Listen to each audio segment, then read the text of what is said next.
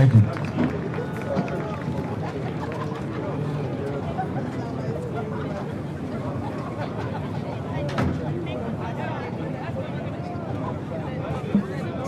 And we welcome you to Elijah Cadillac Harris Stadium in Virginia Beach for today's VHSL Region 5A Football Championship, where the top-seeded Green Run Stallions with a record of 12-0 overall play host to the visiting third-seeded Indian River Braves, who come in at 10-2 overall. We're glad you're with us here on Cova Sports TV, and so thankful to be giving you this broadcast here the day after Thanksgiving.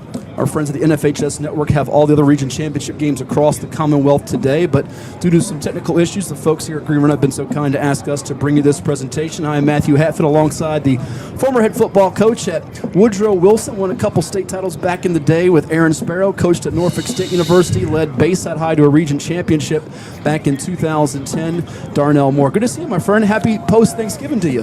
Good to see you as well, Matt. Well, we also have with us Nick Cinti, our producer engineer today, and we appreciate the Green Run coaches allowing us to be up here in the booth as well as we bring you this game today. It's a rematch from last year's regional semifinal that Green Run won last year, Coach, by a count of 22-19 in double overtime over the Braves. Now, the year before that, it was Indian River on this surface here, defeating Green Run 10-7 on a game-winning field goal from Noah Martinez. These are two lethal teams, Coach. Luke Ashcraft, over 3,000 yards passing for Green Run at quarterback. They have a running back committed to Old Dominion in Charles Jackson, and a defense given up less than 10 points per game. For Indian River, a very flashy freshman quarterback by the name of Lord Malik Haru, who's had a couple of major performances so far in the postseason, a really good group of receivers, and a sack artist in Casey Jordan with double-digit sacks this year. Should be a fun matchup because when these two get together, it tends to be a classic. I tell you, it always is, and I think that this year they are so similar in everything that they do. You know, you look at the situation with the quarterbacks and how well they throw the ball, and you look at both of them have good running backs who catch the ball out of the backfield as well. Good defenses and similar defenses in terms of what they play on defense. You know, so I think it's going to be a great one. Green Run has won every game this year, a perfect 12-0 as they go for a fourth region championship in 5 years. Indian River's two blemishes, Coach, 33-20 to Oscar Smith, the defending Class 6 champs, who are in action tonight against Thomas Dale in the Region 6A final over at Beard DeLong Easley Field in Chesapeake. And the other loss coming to Kings Fork, 21-14. Oh, by the way, Kings Fork in action tonight, hosting two-time defending state champ Maury in a region final. We also have a couple other region championships in Class 5. One in progress right now as it is Stonebridge trailing Riverbend 7-0 at the half up in Ashburn.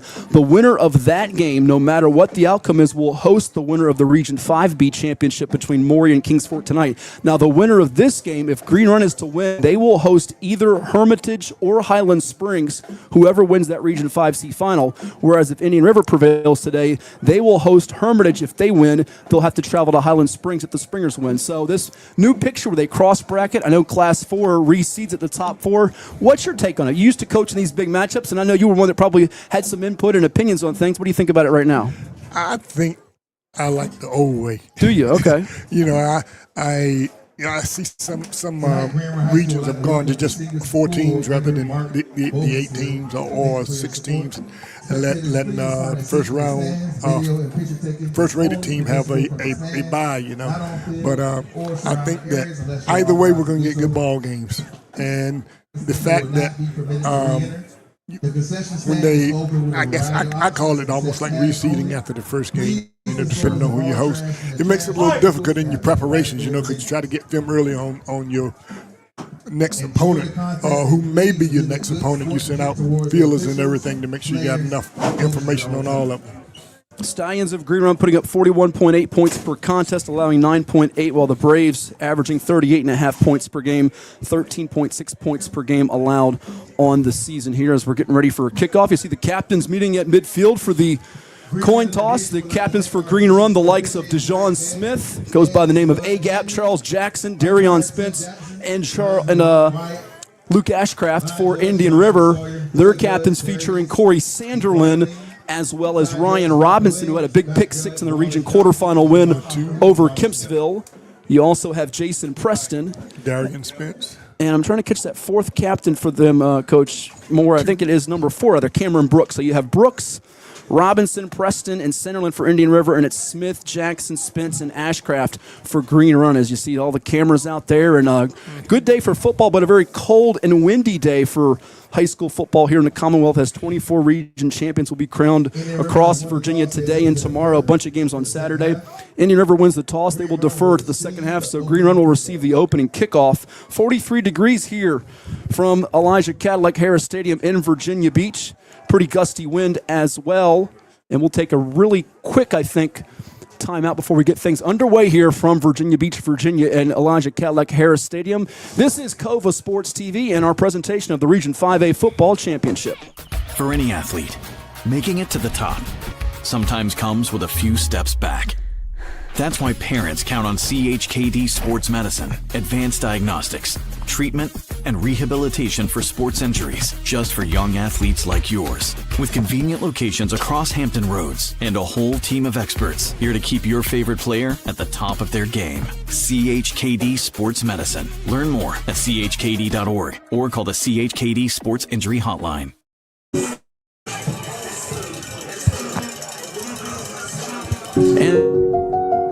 I grew up here. I know this town. I know the people here. More important, they know me. As a banker at Town Bank, we become part of the communities we serve. The people who bank with us, our members, know us. When you bank with Town Bank, you'll know your banker. You'll know you can reach us, and you'll know we're here for you. And we're back here at Elijah Cadillac Harris Stadium as the teams have been introduced. The Green Run Stallions, a perfect 12-0, and the Indian River Braves 10-2. Matt Hatfield here with you alongside the coach Darnell Moore. Green Run in the green uniforms, Indian River in the white jerseys as we're ready for football here on this Friday after Thanksgiving on Cova Sports TV. Our game brought to you by CHKD. You can find out more with our friends at chkd.org. So kicking it off for Indian River will be Noah Martinez. He's the one that had the game-winning kick 2 years ago. 6 foot tall, 200-pound senior kicker for the Braves. Back to receive for Green Run. A couple of lethal return men, including Xavier Clark. And I believe the other one back there, Coach, the number's a little bunched up. Can't quite tell if that is Jackson or Cam Johnson. Our law enforcement professionals. They're like, is that 10 over the Cam Johnson? All right, Cam Johnson. Cam is committed to Virginia Tech off the edge for that Green Run defense. Really big-time force for the defense. Martinez set to kick off. So here's Martinez ready to kick it off, and we're ready for the Region 5A Football Championship.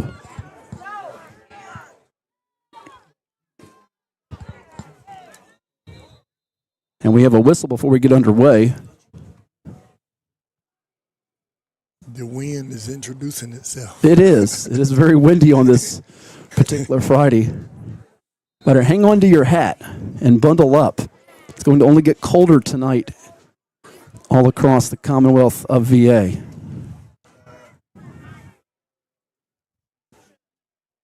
I'm just hoping my stat sheets don't blow away here as we get this thing kicked off. You might have me off the headset. Here's Martinez kicking it away. It's going to be taking a couple of hops and fielded at about the 13-12 yard line. A couple of Braves tackling the return man,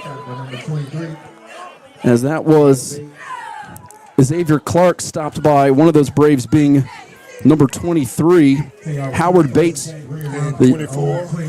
Yes, and Dravion Spady. Bates, a junior who's made his presence felt in this postseason, Coach. Got a chance to watch the Braves just a couple weeks ago in the region quarterfinals against Kempsville, and that was one of the games where Lord Malik Carew had a really impressive showing. Was our Chicho's Pizza 757 football player of the week for that week with 5 TDs. But the Stallions have it first from their own 23. Shotgun, Ashcraft with the handoff. Running to the right, Jackson trying to get running room. He's got some room. He slips by one tackler, but it's going to be Robinson dragging him down after a gain of about 3 to 4 yards there. Off tackle, something that could work for the Stallions today. They have that big lineman committed to Virginia Tech and Tommy Wilder on one of those tackle spots. Could be a good day for them, and I tell you, Virginia, Indian River have some stout guys over there on defense. So it's going to be a gain of about 4 for Jackson. Call it 2nd and 6 from the 27. Quick toss out. And it's going to be another tackle for Robinson for Indian River as he gets down Clark after the quick toss. How much is the screen game going to be in play today for both teams in your eyes? Well, It's difficult to say based on the fact that both of them play at times a 34 defense. Okay. So you had guys sitting off there, you only get a 3-man rush, but they play 34 and they'll move to a 5-man front at times, and even a 4-man front. That catch by Xavier Clark. 10 TD catches on the year. Here's Ashcraft as the pressure breaks down. He's going to be sacked as the Indian River defense gets to him with Howard Bates for a loss back to about the 21-yard line. So Green Run loses about 10 on that one as Bates able to come through from the linebacker spot. And it'll be 3 and out for Green Run on its first possession against this Indian River team that's not known for its defense, Coach. They've had some defensive standouts over the years. You think of names like the late Jaquan Yulee. You think of Ben Smiley, Tavante Beckett. But this team's really had a collective effort as it's going to be punted away by Green Run here. This first kick of the day is going to be a high boomer that takes a hop at the 45 and a couple of bounces there in favor for the Stallions as that one was booted away by Rayshawn Savage. And it'll be downed at about the 37-yard line for Green Run. So we'll take a quick timeout before the first series on offense for the Braves of Indian River. You're watching Cova Sports TV in the Region 5A final. Welcome to the most honest commercial you'll ever see. And as you can see, me and you are both having trouble starting to talk. Yep. I mean, this is something that you're breathing in every day. Yeah. Like 50% of the air in the house Yes, sir. Yes, sir. is coming from down here. Yes, sir. How's your crawl space looking? You say we're going to be here a while. Yes, sir. All right, let's get busy. Get a free and honest inspection with JES Foundation Repair, a groundworks company. Thanks to our friends at JES Foundation Repair. Back here with Coach Darnell Moore. It's Matt Hatfield. First possession now for Indian River. 10:06 to go in the first quarter. We're efforting the score bug working for you here, folks. So we'll try to get that for you. Bear with us here from Cadillac Harris Stadium in Virginia Beach from the 37-yard line. Braves' first run is going nowhere as that play up the middle is stuffed by a couple of different Stallions, one of which is Corbin Watson, who shuts down the running play for Indian River and Cam Brooks, Coach. I think that Indian River will have some difficulty running their little zone play in there, just that 4-man front, because those guys are stout and they do a good job. So just a pickup of one for the Braves. Beg your pardon, that was Trey Pugh the third, I think, on that carry for Indian River. Low snap for Lord Malik Carew, who has to step up in the pocket. He runs to his left. He's going to move forward and get some positive yardage out of it before he's bent down by a couple of Stallions, one of which was Tayron Whitehead. And that's going to get them closer to midfield at about the 47-yard line, we'll call it. But that's a great job by him because that looked dead in the water, didn't it? Sure did. I think that little confusion came from when Green Run switched their defense right there at the last second. So a fresh set of downs now for the Braves as they get the first movement of the sticks here in our contest from the 47 as we tick near 9 minutes to go in the opening quarter. Low snap again. Haru and shotgun with those orange shoes rolling to his right. There's going to be a hold. This is coming back, it looks like, and it's going to be almost intercepted as Whitehead had it broken up. Stepping in front of him, the receiver, Valentino Shaw, had to play defense on that play to avoid an interception. No doubt. And it looked like the wind had something to do with that one. Yeah. For folks that don't know, Coach Moore actually recruited, as he told me before the game, back in the day, Valentino's pops, Antoine, at Norfolk State many, many moons ago. Yeah, he was a good guy out of Syracuse, New York. I vowed I'd never go back to Syracuse, man. That was the coldest place. Well, it feels like it today. It's pretty chilly out here, but that holding's going to push the Braves back to their own 37. It's our first flag of the day. So that's a good sight for the Green Run defense.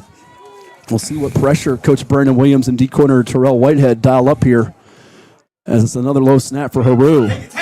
Almost intercepted as Whitehead deflected it, and then it gets incomplete. But Tayron Whitehead, Coach, has really been breaking on the ball well and showing his instincts. That was great. I saw him coming from 7 yards away. You know, it was a great instinct. And, you know, Haru has been so good these last two games for Indian River against Kempsville. 11 of 20 for 232 and 5 touchdowns. 21 of 27 for 340 yards and 4 touchdowns in the 42-3 over Cox. But against this defense, not easy. And then this weather, this wind, that's also problematic.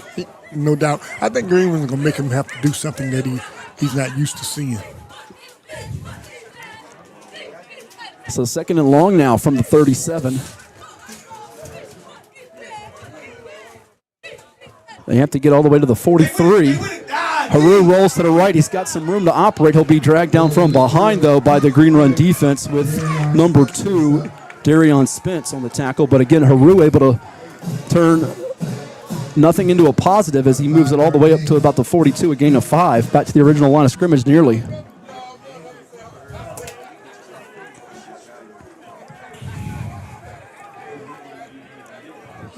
So Haru's had to do more with his feet than his arms so far. Yeah, but he's not going to be able to do that against Green Run against that 4-man front. He may do it against the 3-man front, but they're not going to be able to do it against the 4-man front.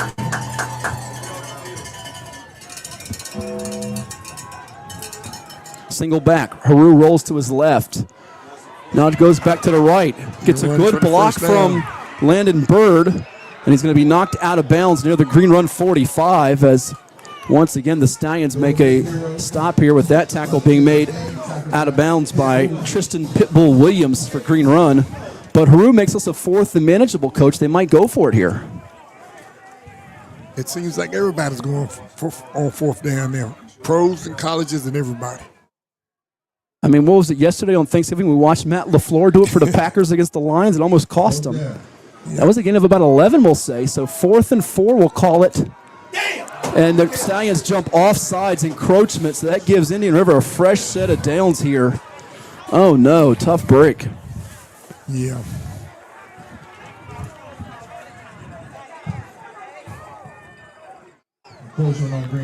So then encroachment gives Indian River a fresh set of downs, and now they're going to try to find their way. That offensive line, there's been some low snaps. They have a veteran up front in Corey Sanderland helping lead the charge for them on the O-line. I think Sanderland's playing left guard. And then your snapper to center is Raymond Pousse from the 42. It's going to be handed off to Rashard Pope up the middle. That was the guy who had the first carry. I misspoke earlier. It's going to be a tackle by the Stallions with number 6, Corvin Watson, again, the sophomore who's really made her mark this year for the Stallions. Up the middle, that run gets about 6 on the carry. So a really patient drive here for Indian River as they try to get it under 7 minutes to go and get in the red zone. 3 receiver set. Handoff again. Pope runs to his right, slips by a couple tacklers to move the chains again, as it was the likes of Spence and Smith having a combine to trip him up. But Indian River not known for its running game, Coach, and now they're on the move to the 28.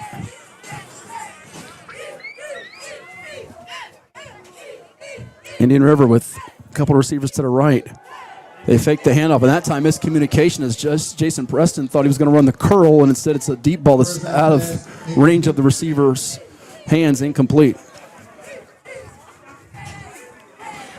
I think the wind has something to do with the reason that Indian River is running the ball so much.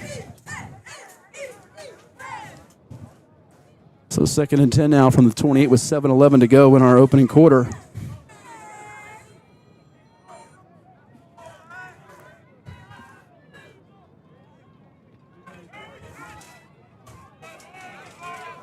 Single back, pairs to each side in terms of receivers. Shallow drag.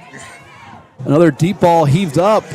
It's up for grabs, and it's going to be intercepted at the goal line as Green Run's able to get the INT, and it is Teron Whitehead with that interception. He nearly had one earlier on this series, Coach, and this time Whitehead got Haru for the game's first takeaway. You can't put it up. Can't put it up like that. Not in the crowd. So Whitehead, whose pops is on the coaching staff for Green Run, former All-American at Norfolk State, standing at Kempsville High School making a big play. Okay. But one thing about it is it was not in the end zone for a touchback. Instead, it's going to be at the 1 yard line. Yeah. So that's the tough break for Green Run. But you know what? They'll take that as opposed to the alternative, which is a potential field goal try or points for Indian River. Right. I tell you, that that pass was held up by the wind. Here's the handoff. They're going to give it to Jackson, who's going to run to the outside and get knocked out of bounds by the Braves' Elijah Boggs. Beg your pardon, that was Tristan Williams. I'm getting my numbers mixed up. So Tristan Williams Gets to the outside to get them out of their own end, about a gain of 4. 2nd and 6. Here's Ashcraft. He's going to step up in the pocket. Doesn't have much room to run, and he's going to be dragged down as the Indian River defense was ready for him on that one, with Malik Avery, the 5'11", 175-pound senior linebacker, making the stop on Ashcraft.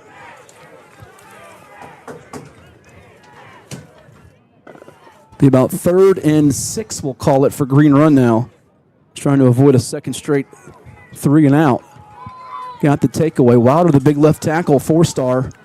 Here's the throw. There's going to be a pre-snap penalty. I think this is going to be movement on Green Run, Coach. Officials seem to be pointing that way. It is a false start. So this is going to be half the distance to the goal.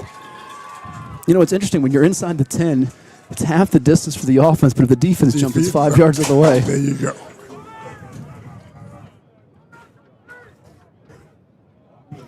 You got to be careful here. They don't want to turn that ball over here.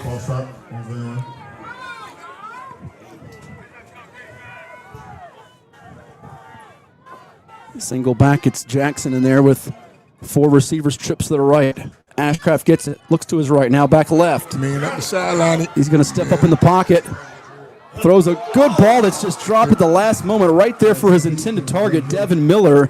And Miller's had a really good year. He really was a spark plug in that win over Bayside. Also played well against Salem. 30 catches for 687 yards and 6 touchdowns on the season coming in. But that one just hit him in an awkward spot. Couldn't haul it in. So 3 and out again for the Green Run offense. And Indian River dodges a bullet there because that would have been a healthy gain for the Stallions. It really would. You know, that would have allowed Green Run to open up that offense a little bit more. So now back to punt again for Green Run. It is Savage who gets it just in front of the end zone, almost blocked by Indian River's flying Travis Wiggins as that one sails out of bounds. And now Indian River has golden field position here. That punt, Coach, I'm not sure it traveled 20 yards. I tell you, I don't know if you dropped the ball, turned on him when he dropped it, because it came right off of his foot just like that. So Indian River is content to play the field position game with 5:37 to go in our first quarter. Again, we apologize. We're trying to get the scorebook working for you, but we'll reset it for you verbally as much as we can today. It's at the 20-yard line, 5:37 for Indian River's second series of the day.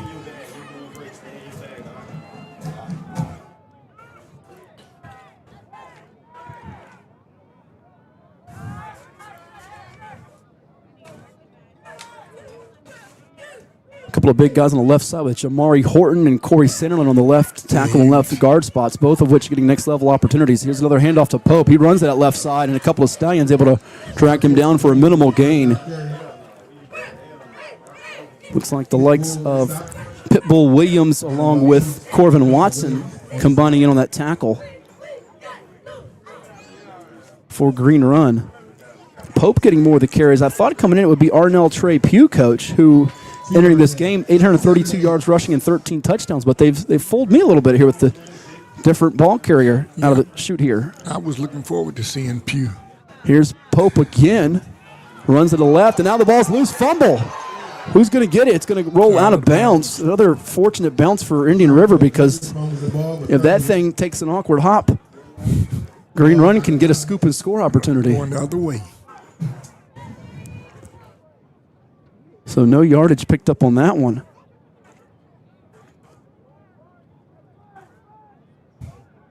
Much like Green Run, Indian River with a deep receiving core, as they have at least 4 players with over 300 yards receiving. Valentino Shaw, Jason Preston, Elijah Boggs, and Donovan Brown. We'll see who they try to go to, as they've got a stacked receiver formation to the near side. Low snap again for Haru. He's going to throw it to Pope out of the backfield. He's got one man to miss, and he's going to be tackled right there. Ball does roll out, but they're going to say he's down, as that hit was delivered by Tajon Palmer.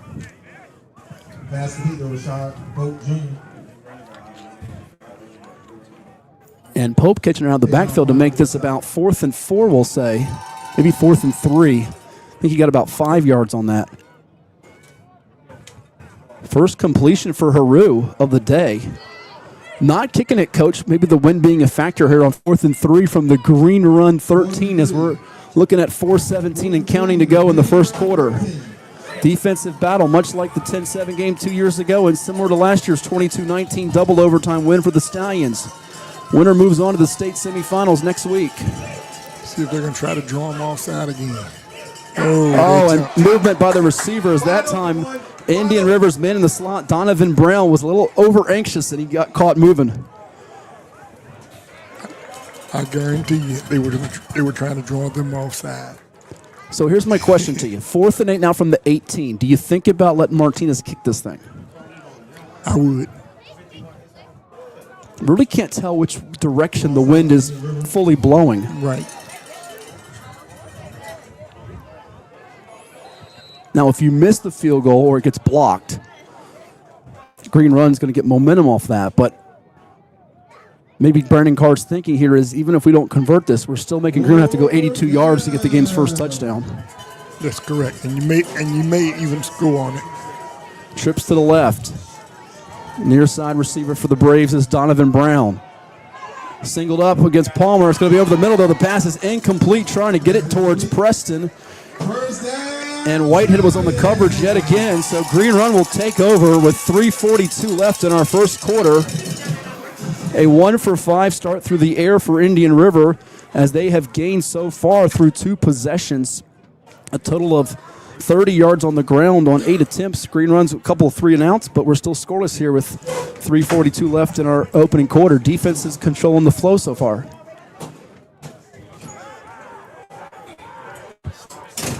First and 10 now from the 18-yard line. 3-man line for Indian River defensively here. The handoff for the Stallions up the middle as they try to power through the middle, and there's no room to run as the Braves stand up. The ball carrier in Jackson might have gained 1 on that. It feels like that the run plays so far are going to have to be off tackle because up the middle against that interior with Sanderlin, who we referenced earlier, as well as Terrell Ramos Whitehurst, just not a lot of room to wiggle. Here's 2nd and 9. Ashcraft throws the screen, catching it backwards, but now going backwards after the catch. A couple of Braves in Preston and number 6 for Indian River. Some violent hits there as Travis Wiggins, along with Preston, coming quickly on Xavion Cleveland. And Cleveland, the Virginia Tech commit coach, who enters this ball game leading Green Run and receiving with 54 grabs for 1,112 yards and 16 touchdowns. And I think we have a flag. And we might have got, as I was looking away, something unsporting-like, right? Yes.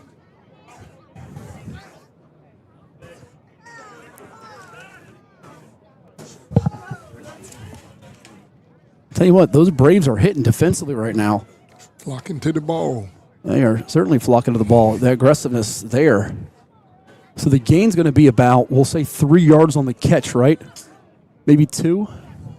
That's where they mark it at. Waiting for an official marking spot. They're going to say offensive pass interference on Green Run. So that's going to wipe out the catch altogether. Half the distance to go. So instead of 3rd and about 7 or 6, now the Stallions are looking at 2nd down from their own 10.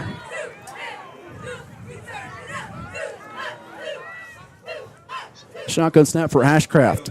Pressure coming up the middle. Almost intercepted. As breaking in on that pass over the middle was Drevion Spady, the 5'10", 170-pound sophomore for the Braves. Another name that I have not heard a whole lot this year, but he's trying to make his mark here in this region championship game.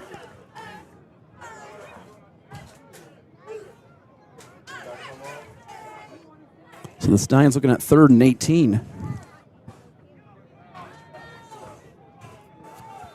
From the 10. New personnel packages. They've got Cleveland and Clark to the far side. Near receivers are going to be, it looks like, the likes of Chadney Cross and I believe Devin Miller. Ashcraft flush to the right. Centerland chase him. There's going to be a flag. This might come back anyways. It's going to be caught at around the 25-yard line by Rashawn Savage. Not sure that's going to stand for Green Run as this looks to be coming back.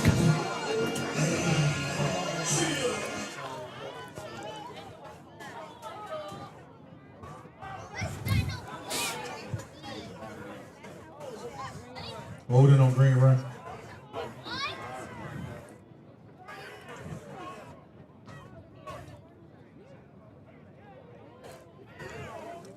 Half the distance to the goal as it comes back for Green Run to the 5-yard line. So 3rd and 23 from the 5 now. I'd run this one. Okay, yeah, they're in the pocket. I'd run this one.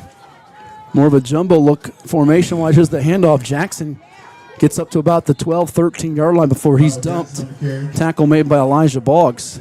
Gains of about 8. Brings up 4th down and long.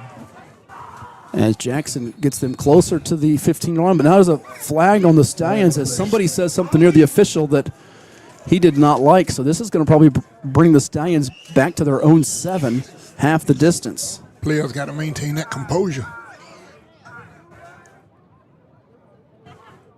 So Jackson gets 9 yards, and now it's putting the punter in a tough spot. It's where you have to look out for your teammates here, special teams. It's the 5th flag on Green Run here, and we're not even a full 10 minutes gone by. And penalties have bit a lot of teams around the area, Coach, this year. I've seen an inordinate number of penalties, some of the better teams too, where games tend to drag on. But, Jackson gets a quality run. It's 3rd and long. You get yourself out of harm's way, and now you're putting yourself in danger here because if this is a bad snap, it could be blocked. It could be a safety. And Indian River's looking to feast on this here the day after Turkey Day, and now we have another flag that will make it even harder for them to punt this one away. Too often players start fighting their own individual battles, and they end up getting penalties that hurt the team. Snap infraction on Green Run. So this snap infraction means they'll be punting it away from about the 3.5-yard line.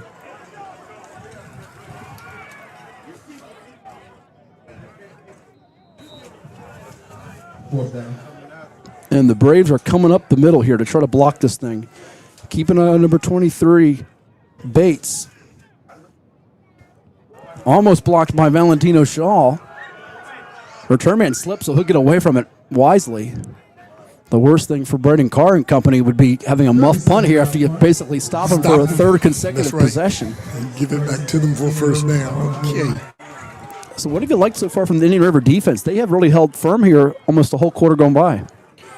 They're playing good aggressive ball. They're staying home. And they're not committing any penalties. Now look who I see in the backfield for the Braves. Another new number. That's number 9 for them. And that's Simeon Battle, senior tailback. He got some burn, as they like to say, against Oscar Smith in that loss back on a Saturday in September. And here he is up the middle. Fresh back goes up the middle. It's going to take 3 or 4 green shirts to bring him down at about the 37-yard line. Bottom of that pile for Green Run, Landon Boer to go with Corbin Watson and I believe Junius Clay. Clay, another sophomore to watch out for this Green Run defense, like Watson and Quavon Cleveland. They've got some really talented youngsters. Battle gets 3. And the 38, Haru passes it in the pocket, complete to Elijah Boggs. And Boggs gets up to the 30. That's enough to move the chains for a gain of 8. The way they're playing coverage, there's some stop routes that are available for them if they want to take them. As we've ticked under a minute to go in the first quarter. Indian River on the move at the 30-yard line. Handoff again to Battle. He gets by one wave of the defense. And then he gets pushed backwards as Watson, again, an aggressive stop. Along with Boer, that'll bring him back about a yard or 2, but they're going to give him the initial progress to the 26. So a couple different change of pace backs here as we've ticked under 30 seconds to go in the first quarter as Indian River tries to get this thing in the end zone. They've had one opportunity on the other side of the 50 Ended up getting stopped on 4th down. The interception at the 1-yard line. Here's Haru. Outlet is Battle in the flat. He's got room to run to the 15. He's going to be tackled at about the 13-yard line by Watson, but another first down. Again, to Simeon Battle. As the Braves are on the move. 14-yard gain on that play. First and 10 from the green, run 12. Battle with 14, and that's going to be the end of the first quarter. Indian River's in the red zone, but the Stallions or Braves are scoreless after one period of play in the Region 5A football finals. You're watching Virginia High School League football on Cova Sports TV. Life moves fast, but when that Freddy's hits, you can't help but slow down. Freddy's, this is the good stuff. With 4 Hampton Roads area locations, Freddy's is just a short trip away. Portco is your local nonprofit organization dedicated to economic empowerment through employment for people with disabilities. We focus on abilities, not limitations, providing on-the-job vocational support. Find your pathway to employment. Contact us or learn more at portco.org.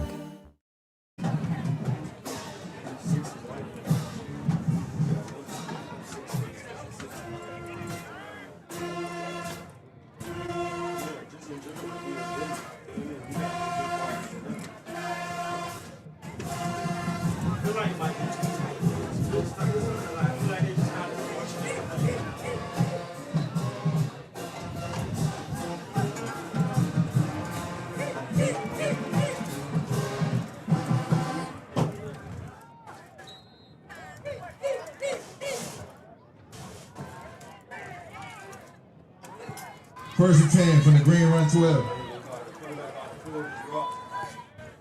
Second quarter here at Green Run High School in Virginia Beach Region 5A football finals. First and 10 from the 12-yard line, and Simeon Battle is dropped for a loss as a couple of Stallions able to make that stop for Green Run. The likes of Junius Clay and Landon Boer combining for the tackle for loss on Battle. He goes backwards, coach, to about 3 yards, and they make it 2nd and 13 from the 15. Important the Green Run defense makes a stand here. And now we've got a penalty on the Braves. False start will back them up 5 more yards.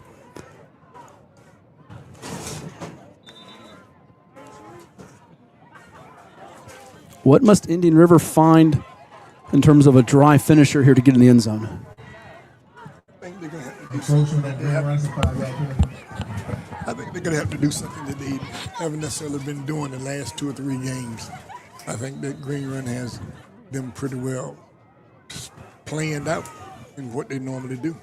That was actually on Green Run, the penalty, so beg your pardon. It's going to make it 2nd and 8 from the 10. Here comes the blitz up the middle. Smith trying to get to Haru, who rolls right. He's got an open man in the end zone for a touchdown as Indian River scores the game's first touchdown. It is hauled in by Valentino Shaw, the sophomore, 6'2", 185 pounds, for a 10-yard TD as the Braves strike first here, cashing in on the bad punt and the field position that they were able to get from Green Run after the 3rd consecutive 3-and-out that was forced. You got to take advantage of those. And they did. The guy got wide open. I think when the quarterback started to run, the DB left coverage. So Lord Malik Haru, who has had a heck of a postseason so far, that is his 10th touchdown pass of the playoffs here in his 3rd game. Not even a full 10 quarters in the books, and he's averaging a touchdown pass per quarter. You're going to win a lot of games in the playoffs if you do that. Yes. You had one years ago named Deion Stitt. It was off to that type of start as a freshman, if I recall. Here's Martinez with the PAT. It got partially blocked, I thought, but it's going to go through. And Indian River has a 7-0 lead on Green Run. 11:18 to go in the second quarter. We'll take a quick timeout here on Cova Sports TV.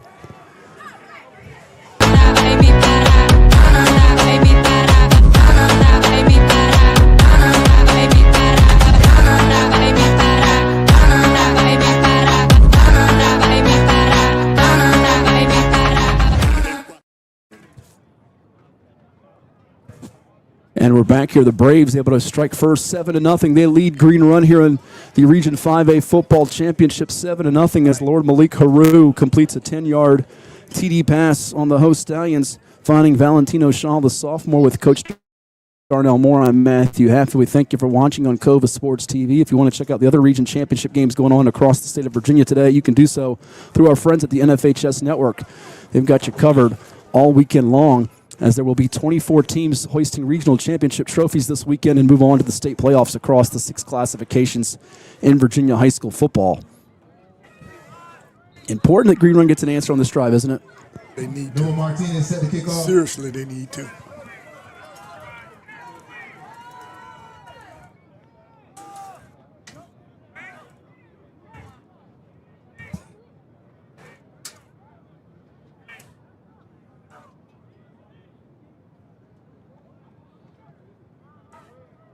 Kickoff here's going to take a hop. It's going to be fielded up at the 16-yard line for Green Run. On the move, up to about the 40.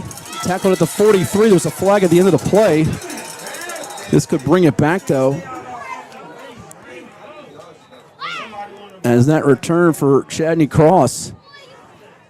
He gave them that big boost against Salem, and it's going to be brought back with another block in the back or holding. It's going to be a block in the back on Green Run here. So they're really having a lot of self-inflicted wounds, shooting themselves in the foot.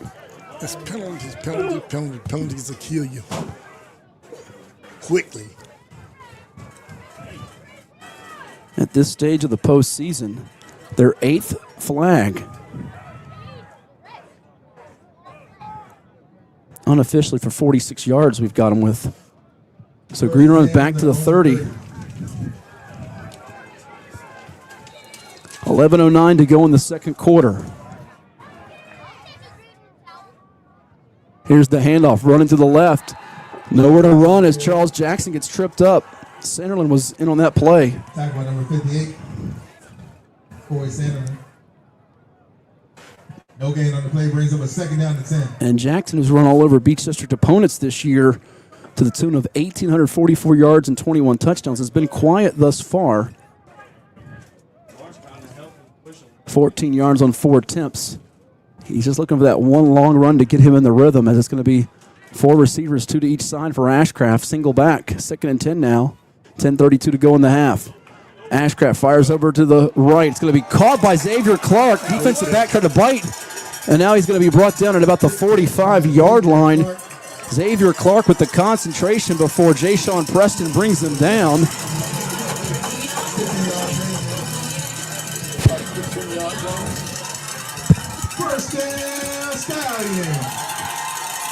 Pick up a 15 for Xavier Clark. Both completions, and this time it's going to be off the turf, incomplete. The official says he did not haul that one in. So 2nd and 10 now coming from the 45-yard line. Pass incomplete. There's no review in high school. This is a top end over. Looks like 5:09 to go in the third quarter. Riverbend leads Stonebridge 13-6 in the Region 5D finals. You can watch that on the NFHS Network. Right now, as we still efforting getting our score bug fixed for you, so bear with us, folks. We do apologize. It is Green Run trailing Indian River 7-0 with 9:56 to go in the second quarter. Green Run looking at 2nd and 10 from their own 45. We'll see if that quick game is working for them to get Cleveland and Clark the ball in space. That's where they could be very dangerous, those two. Yes, and River plays a lot of zone, so they should be able to hit the quick stuff. And now they're, I think, checking something on the clock here as one of the officials is signaling up to the booth. Right now we have 9:56 showing on our clock. And I think he's signaling it's going to be 10:06. They put 10 more seconds back on the clock.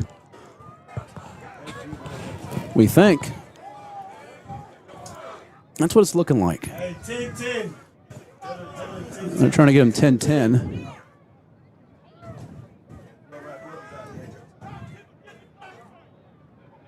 And they're efforting getting that information to the booth up here to get that ironed out. 2nd and 10. You can see some of the frustration right now for Coach Brandon Williams trying to get his offense. They're so used to playing fast and reacting quickly, and Indian River has slowed them down so far in this first half.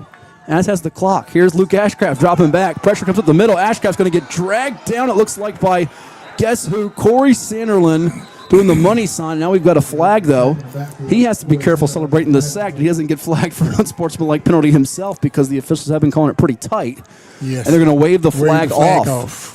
So Sanderland makes a play. I tell you what, up the middle, he's the guy that came to them last year from Maury, where he was an all-state lineman 2 years ago. Okay. And he's really fit in and just blossomed. Sort of has that undersized build for the next level, but as you know, if you're not recruited by FBS or FCS programs, you can still find a home, Division II, Division III, and you might find a home, above that level. It's like FBS or FCS. That's true. When you get down in the stand, sometimes your height doesn't matter as much. So a loss for Ashcraft on that sack, and now he's in trouble again, being chased. He's not going to get away from Demarion Dixon. He was being run down by, I believe, Christopher Billingsley. But so far, the Indian River pass rush has been very active in this one. And Ashcraft is going to get stopped at the 45, gain of 7, and it's 4th down yet again. So they got the first down with Xavier Clark, but it's not enough to move the chains again. And right now, Luke Ashcraft has been a pretty solid passer from the pocket, but if he has to run around all day, it's not good news for the Stallions offense. No, it's not. I'm not sure that Lord Malik Carew wants to be doing a whole lot of running in this weather and in these conditions against the defense, but Stallions prefer to be handing it off to Jackson or Williams. Another high punt here from Savage. It'll take a bounce in favor of Indian River as that one hit the 31 and goes up to the 37. And now we have a flag on the play. I saw Ryan Robinson was slow to get up there for a moment. Not sure if there was a personal foul on this, but we'll find out here. It's initially stopped at the 37 with 8:38 to go in our first half.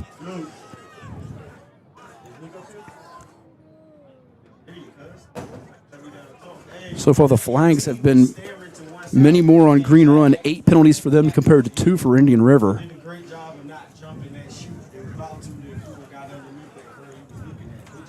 And they're waving off the flag. 66 at last play. I like Zay 101. Zero kind of let him get behind him. X did like a funny post. He killed his own route. So I believe this is the 4th possession of the game for Indian River now, and it'll be at their own 37 with 8:38 in our first half. Quick. 3 receivers to the left. The handoff, the fake. Lord Malik Carew, some read option style. He's going to complete it over the middle. It's caught by Jason Preston. Jason Preston, Tayron Whitehead with the stop. And Tayron Whitehead made the tackle. So Preston able to get 7 yards on that catch. 2nd and 3 from the 45. Again, those underneath stop routes, the patterns are there for these receivers against these defensive backs. Especially when they're playing zone. Up the middle, it's going to be another fresh set of downs as the Braves move forward with Simeon Battle. Looked like he was stopped from behind. Watson, along with Saleh Robinson. So Battle picks up 5.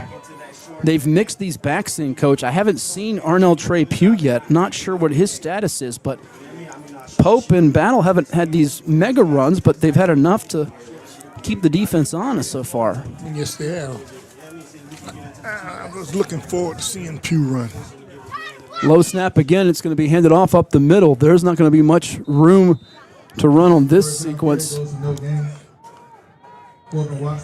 Corbin Watson along with DeJohn Smith stopping Battle in his tracks. At least 7 total tackles by my count, many of which have been assisted for Corbin Watson in this first half, as he has been all over the field for the Green Run defense.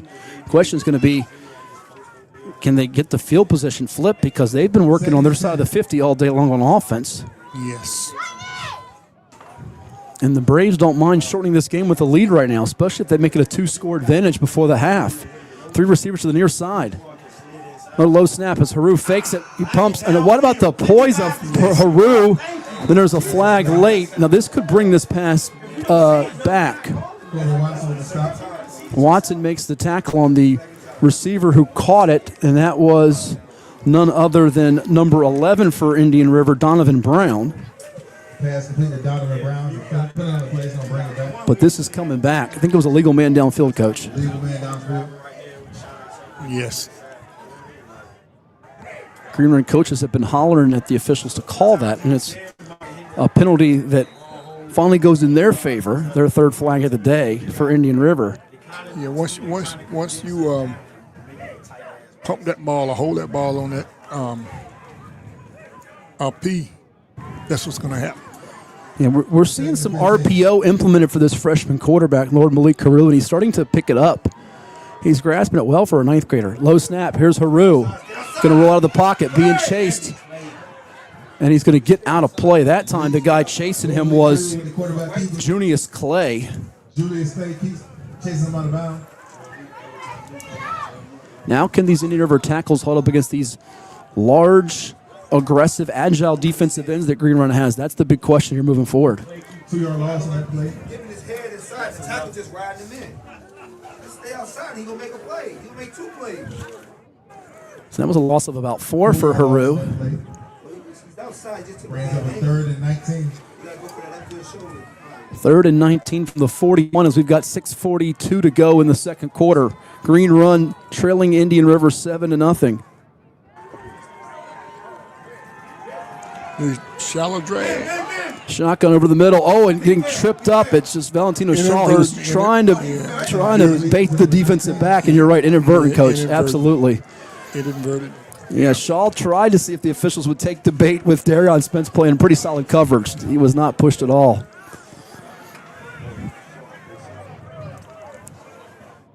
Looks like Stonebridge has found the end zone against Riverbend. We'll see if we can give you a score on that if the extra point is good, but they were trailing, if you remember moments ago, we told you 13-6. That matters for Class 5. State championship, if you're wondering, is going to be taking place. It's 13-all in the third quarter, I see, with Riverbend and Stonebridge. It's going to take place on Saturday, December 13th at James Madison University in Harrisonburg. That's where the Class 6 and Class 5 VHSL title games will take place. Class 4 and Class 3 out at Liberty University in Lynchburg, and Class 1 and Class 2 out in Salem. Here's Noah Martinez, the punter for Indian River, from the 41-yard line. The snap to Martinez. He boots it away. Oh, a little bit of contact. They didn't call it, though. Now the ball is muffed by the return man for the Stands, who's able to cover it up, though. Xavier Clark avoids a turnover. And Green Run's got tough field position again at their own 21. Number 5 could have blocked that ball if he'd been going all out. He held up. 1st and 10 from the 21. 1st and 10 from the 21 now for Green Run. We'll see if they can get this possession to result in some points. They're 5th of the day.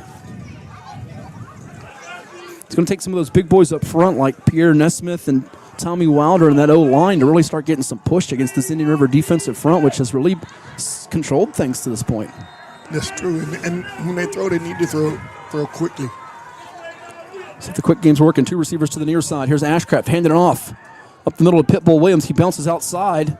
Going to be dragged out of bounds by... No, he stays inbounds. Thought he got dragged out by Sandlin, but he's able to go forward. And he inflicted some pain on Ryan Robinson, coach, along the sideline, who's slow to get up right now. Yes. Defensive back who had a couple of scores, pick 6 in the region quarters against Kempsville, and he's in some serious pain as he stayed in somehow and was able to use some oomph, if you will, some power. You've used some oomph back in your day, right? Once or twice. So he's being checked on. It's going to be up to the 33-yard line, a pickup of 12 for Pitbull. And perhaps the guy that Indian River needs to get going. Beg your pardon, Green Run needs to get going. Williams, that is. So injury timeout. We'll take one as well here. 6:20 to go in the first half. Indian River 7, Green Run nothing in the Region 5A football finals from Elijah Cadillac Harris Stadium. You're watching Cova Sports TV. Yes! Oh, here we go. Here we go. Boom. Wait. First down. Let's go.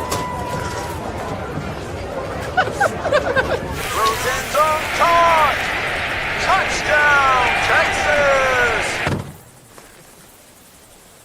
Any gate can be a tailgate.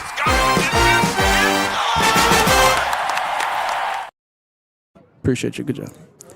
And we're back here on Cova Sports TV, along with the coach Darnell Moore. I am Matthew Haffel. We appreciate everybody out there watching on Cova Sports TV, including our buddy Wube Gabray out there. Hello to Wube, and any of you out there watching, you can always interact with us.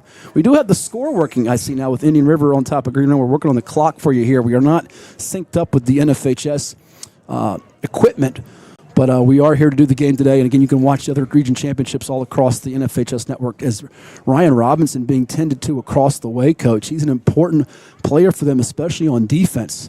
Not used as frequently in the offensive package, though we did have an offensive touchdown in that region quarterfinal game against Kempsville. But you start losing DBs against a team like Green Run, that can matter. He's up now. Hopefully he'll be able to return to the game. So 6:20 left in our second quarter. Indian River trying to see if they can stymie the Stallions again, who have yet to pass midfield. Charles Jackson been pretty quiet, 4 rushes for 14 yards, 2 attempts for 16 yards for Tristan Pitbull Williams, the latest being a 12-yard scamper along the far sideline. And now Green Run's got it as the clock is showing 6:20 left in our first half. Here's the shotgun snap to Ashcraft. Tippy-toe and then bursting ahead for some yardage. Inside the 40, near the 45. Another good run, this time by Charles Jackson, as he showed the good vision and balance on his run. Getting in a rhythm. Beg your pardon, it's going to be a gain of 9. He did not get a first down on it. But here he is, he's going to make you miss as he cuts back a couple of times before he's eventually dropped by the Braves defensive lineman Terrell Ramos Whitehurst. So 9 yards, and then another pickup there for Green Run to get them to about the 47. And a timeout for the Braves with 5:47 to go in the first half. So I think Coach Brandon Carr and his D coordinator Anthony Smith, they see something they want to get corrected there on the inside with the run game to prevent a big long run from happening. Running against that 3-man front is easier.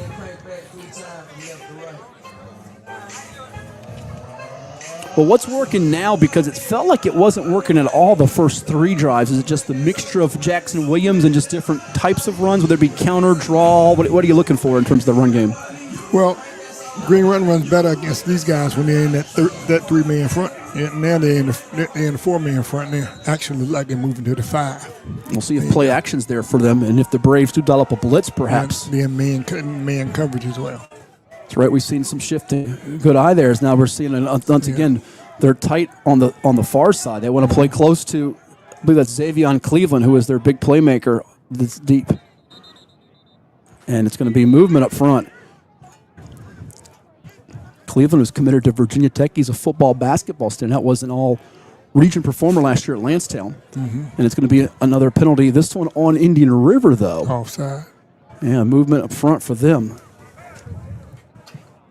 So the 4th flagged on the Braves for 25 yards. Green Run with 8 penalties for 46 yards. But this is going to make the Stallions move into Indian River territory for the first time today with 5:43 to go in the second quarter. That was not on my bingo card. They would not move into Indian River territory with 5:43 to go in the half at this point. But here we are. Yet if you're the Stallions, you don't feel too bad. You're only down 7-0. Here's Ashcraft. He's going to throw it over the middle. A little bit too far for his intended target, Devin Miller. As he saw the pressure coming his way, Boggs on the coverage for the Braves. You got to lead him across field. He threw that more upfield. Cross field, he'd have a chance.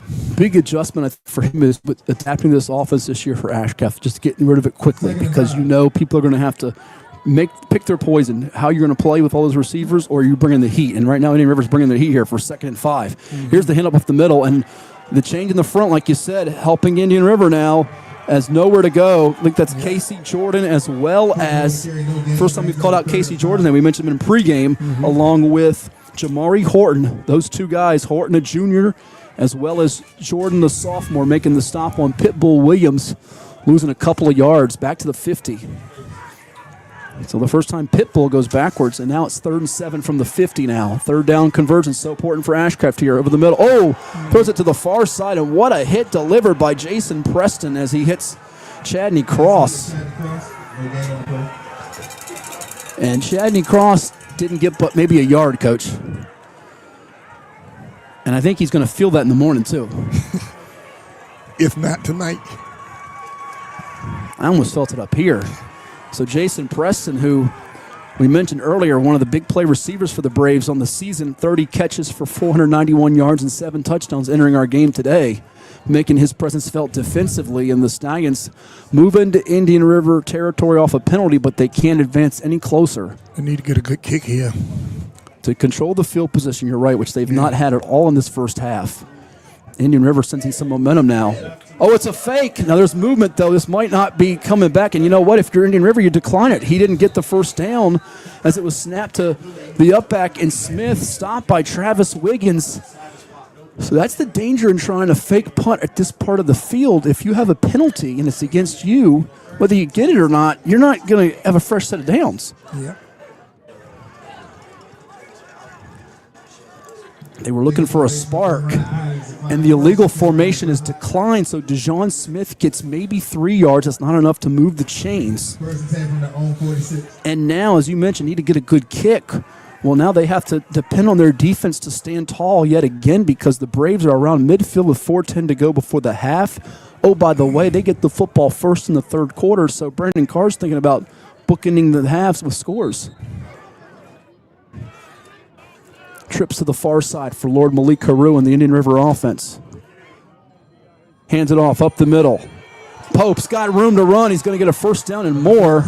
Eventually tripped up by Whitehead at about the 39-yard line.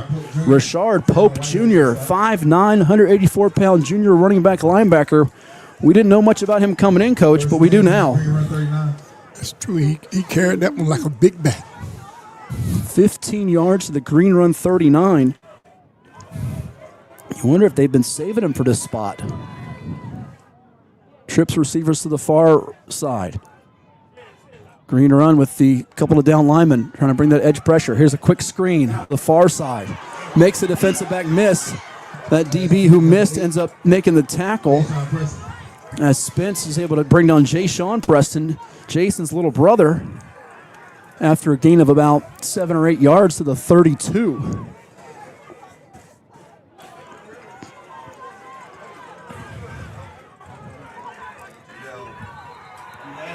And now there's movement against the Stallions.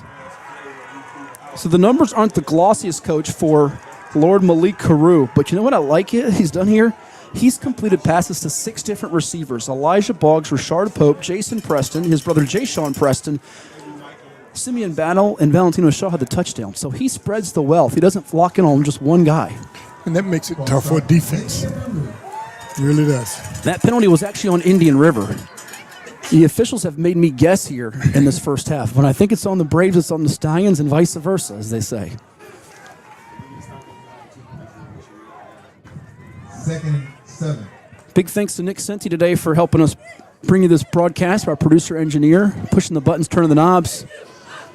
3:03 to go in the first half. Green run trailing Indian River 7-0. Here's a handoff for Pope. He's got the first down just about, it looks like. It's going to be tackled by Pitbull Williams, number 4 for Green Run, and Corvin Watson.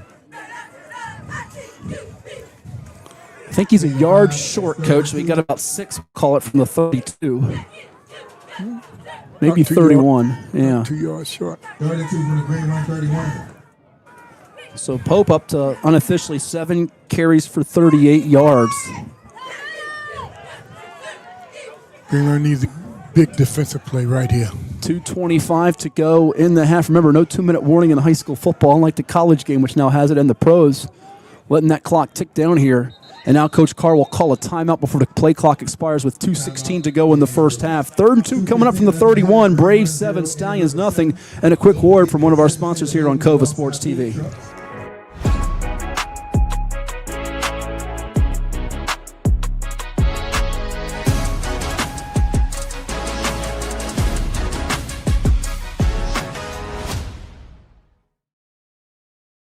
Order now, atomicwings.com. That sounds good right about now with Coach Darnell Moore. I'm Matthew Hatfield, one of our presenting sponsors for bringing you the action here in the Region 5A football finals on Cova Sports TV. Green Run trailing Indian River 7-0 in the Region 5A championship. The Braves, who won the region title 2 years ago, lost last year in the semifinals 22-19 to Green Run in double overtime. This is Chapter 3 in the rubber match to see who's got bragging rights, Chesapeake or Virginia Beach, and moving on to the state playoffs.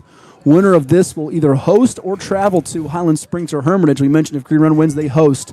We mentioned if the other team wins, it'll be, of course, up to the result of the Highland Springs Hermitage game. But we'll pass on a score for you when we get a moment on that game. Last we checked, it was 13-all. Here it is, 3rd and 2 now.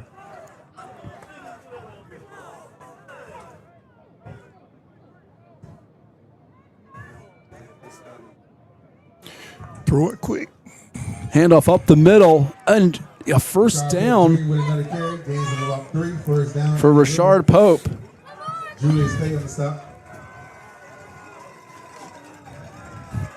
So a first down for Indian River as they move the chains. We tick under 2 minutes to go in the first half.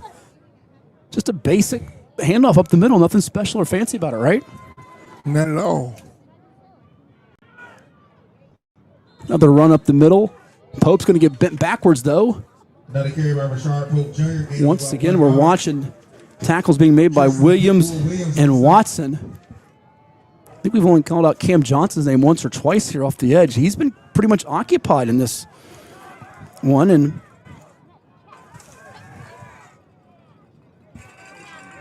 Green Run needing a stop again from their defense. Can't get it is the question. Pope, 43 yards on 9 carries. Very deliberate right now are the Braves. 1:16 to go in the half. We've got a penalty. Haru's pass is intercepted at the 25-yard line and looking to go the distance, but knocked out of bounds. Preston is able to knock out Tristan Williams with the INT. Yep. And the question is going to be who the penalty's on. If it's on Indian River, you decline the penalty, obviously, for Green Run, Coach, but yes, that is the one thing you couldn't have that is on Indian River, so the penalty's declined. With 1 minute and 5 seconds to go, we got time. So second INT of the half. Tayron Whitehead had one at the 1, and now it's Tristan Pitbull Williams with the interception here for Green Run. Where would the Stallions be without the INTs of Whitehead and Williams, Coach? Because Indian River has to feel like they should be up more than 7-0, and now the Stallions have some life, some momentum before the break. Yes. Now, it looked like there might have been a block in the back on the return. I didn't see it get called, though, and they're huddling up to see if that might end up being a flag here on the return. I think it is going to... There it is, the block in the back. So that's going to come back on the return, which hurts them from a field position standpoint with 1:05 to go in the second quarter. Illegal shift decline. Public address here said illegal shift. That was blocking the back, so that backs them up 10 yards or 15? That's 10, right? Yes. 10 yards. Blocking the back. So Green Run has it now. 1:05 to go in the half from their 42. Ashcraft standing around the pocket. He's going to get dropped eventually, though, at the 40 as there's big number 5 making the sack. And that, of course, for Indian River is none other than, guess who? Casey Jordan. 12 sacks in a regular season, and a timeout is called by Brandon Williams with 49.8 seconds to go in the second quarter. So a 2-yard loss for Ashcraft. I believe that is the 3rd sack of the half for the Indian River defense. They got to throw the ball quickly if they want to throw it. What is Indian River doing so well defensively to befuddle this Green Run offense? They're playing zone the majority of the time, which is giving them some leeway, but they're rallying up quick when the ball is thrown. Now, here's the question some might be wondering out there to say, how are they doing this as opposed to some teams that they see in the Beach District? Is it personnel? Is it scheme? A little bit of both? What's your view? Personnel first. Okay. Because, you can't take a jackass to the Kentucky Derby. Okay. Okay. I thought you were about to call me one for a second. But okay. It's definitely personnel. Okay. But they've been pretty creative, though, because they're showing some shifts when they do some things, especially with the front, up front with the defensive lineman. Now it looks like we got 4 men again up front. I think they're gonna give them a 5-man front here. Yeah, you're right. Looks like the 5th guy here. So 2nd and 12 with 58 seconds. We're going to say that timeout was called with 58 ticks. 2nd and 12. 58 ticks to go in the half. Indian River 7, Green Run nothing. Ashcraft back to throw. It's going to be out of the reach of his intended target there on the far side. Rashawn Savage incomplete. So far, just 3 of 7 for 20 yards passing for Luke Ashcraft. Green Run's had some, and the clock stopped. He ran the clock. It ran 4 seconds off the clock. So it should be at 53 seconds, you say, right? Mm-hmm. Should be 53. So it should be reset from 49.7. And again, I know folks at home watching sees all zeros, but we're working on that for you. And they're going to, I think, reset this clock. But they've had some really good quarterbacks in recent years. Kevin White, who went to North Carolina A&T, Xavier Davis, Kassan Farrar, who's now at UConn, and Ashcraft looking to be the next to go on the next level and thrive. Right now, they need a big moment from him in this game. 3 receivers to the near side. 54 seconds down the clock. Gets the snap. Crossing over the middle. He had Clark open on the near side, but the drag route was there for Miller.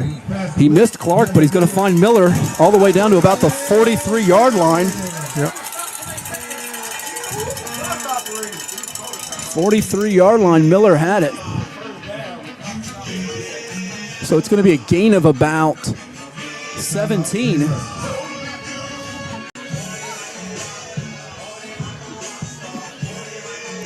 And some clock issues so far, not helping the Stallions who want to go fast with some urgency here to get this thing tied up before halftime. And with 45.6 seconds to go in the half, timeout here with Green Run down 7-0 against Indian River.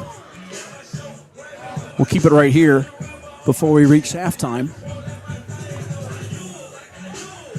Kova Painting. We don't just paint, we transform spaces. Visit kovapainting.com or call 757-550-7357 and mention the Sportsplex for 10% off of projects over $1,000. And we apologize for some of you out there. We've had some technical difficulties from a connection standpoint, but we're troubleshooting it as best we can. 45 seconds to go in the half at the 43-yard line of the Braves. Ashcraft rolling to his right. There's a flag that's going to come back on the Stallions. I think they caught a lineman, and now Ashcraft is trying to save some time here. And now a couple of words exchanged between Clark and the Braves defensive back, number 24 there, Jervion Spady.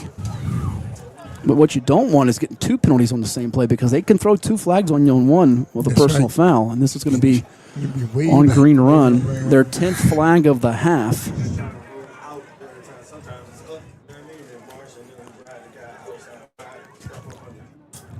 10-yard penalty from the line of scrimmage.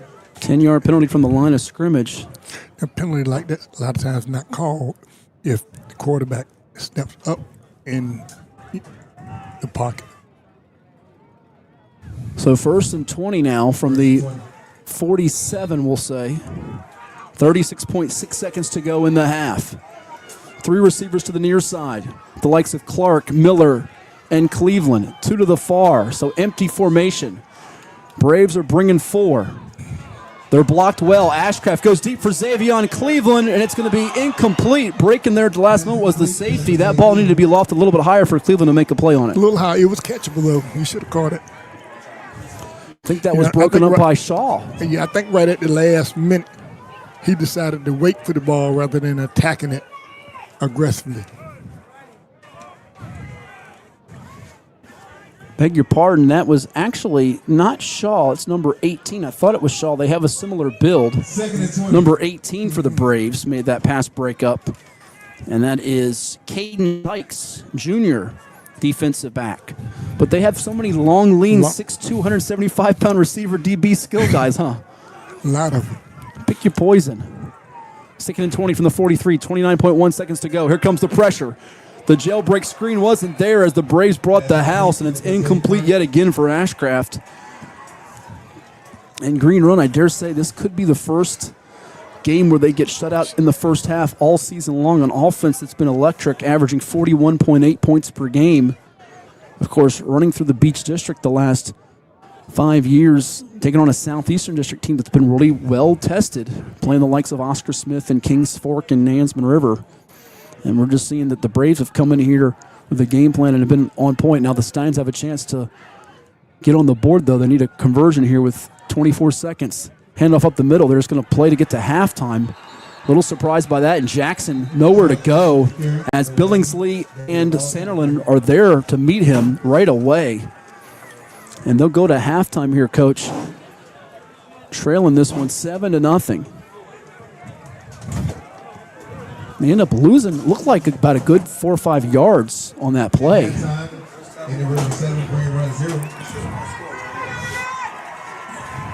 So we'll go to the break here as well. Green Run trails Indian River 7-0. You're watching our coverage of the Region 5A football finals on Cova Sports TV. Working at ASC has been one of the best experiences of my life. Actually wanting to get up and come to work every day, knowing that you're going to learn something new. It's a new challenge every day, new projects, new designs. It is always something new and exciting going on around here.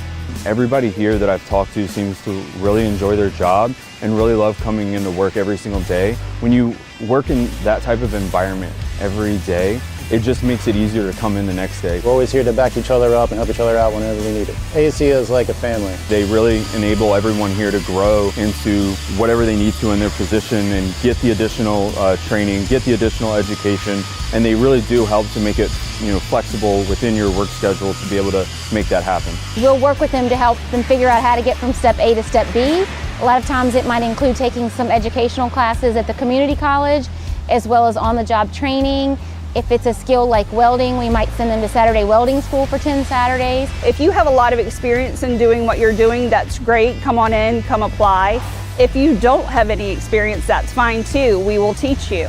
A lot of what we do here at ASC is to develop careers. Some of the other benefits that we have here at ASC, which are very strong, health insurance, dental insurance, vision, supplemental insurances, a 401k plan, that's a safe harbor plan. The benefits, the surprise bonuses, the company is very understanding and adjusting rates with inflation and things like that. They've definitely made it worthwhile. When you come here, you might think that you know what it will look like, but 5 years down the road, you might find yourself a plant supervisor. You never know.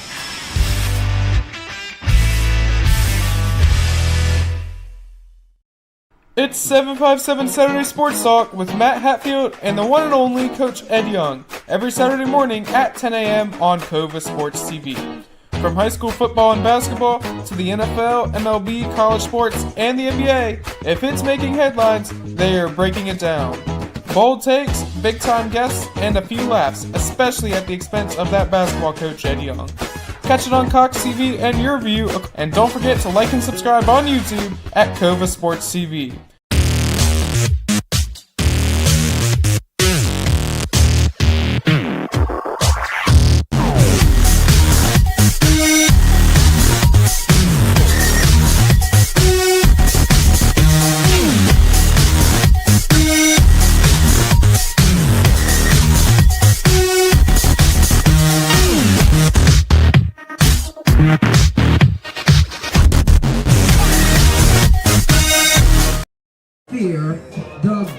For any athlete, making it to the top sometimes comes with a few steps back. That's why parents count on CHKD Sports Medicine, advanced diagnostics, treatment, and rehabilitation for sports injuries just for young athletes like yours. With convenient locations across Hampton Roads and a whole team of experts here to keep your favorite player at the top of their game. CHKD Sports Medicine. Learn more at chkd.org or call the CHKD Sports Injury Hotline.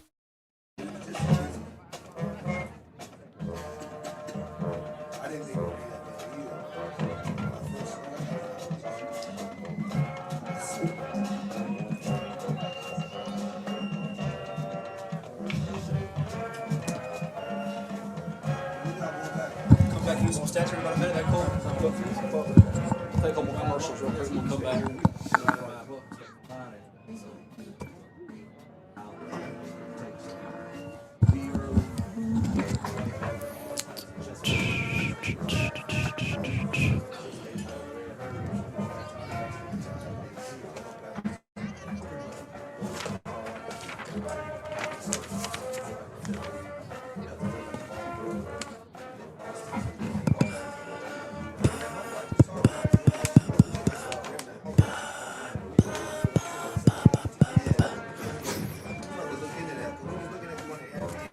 Well, it's everybody's favorite time of year again. Time to prepare to make your annual donation to that Infernal Revenue Service. And if you're like me, you need help. Help to keep that donation as small as possible. You need John Maynard. PFP, LUTCF, EA, all those initials behind his name mean he's qualified to work on your taxes. He's an ATA, accredited tax advisor. He's an ATP, accredited tax preparer. He's a fellow at NTPI, the National Tax Practice Institute. And if all that weren't enough, he's also been voted the best of Norfolk and the best of Virginia Beach Awards. John Maynard has been professionally trained in tax preparation and representation. He brings to the table over 30 years' experience in federal and state returns. He delivers personalized, one-on-one service, and he's a certified electronic filer. The IRS likes electronic filers. So get off your W-2 and call John Maynard at John's Tax Service, 455-6763.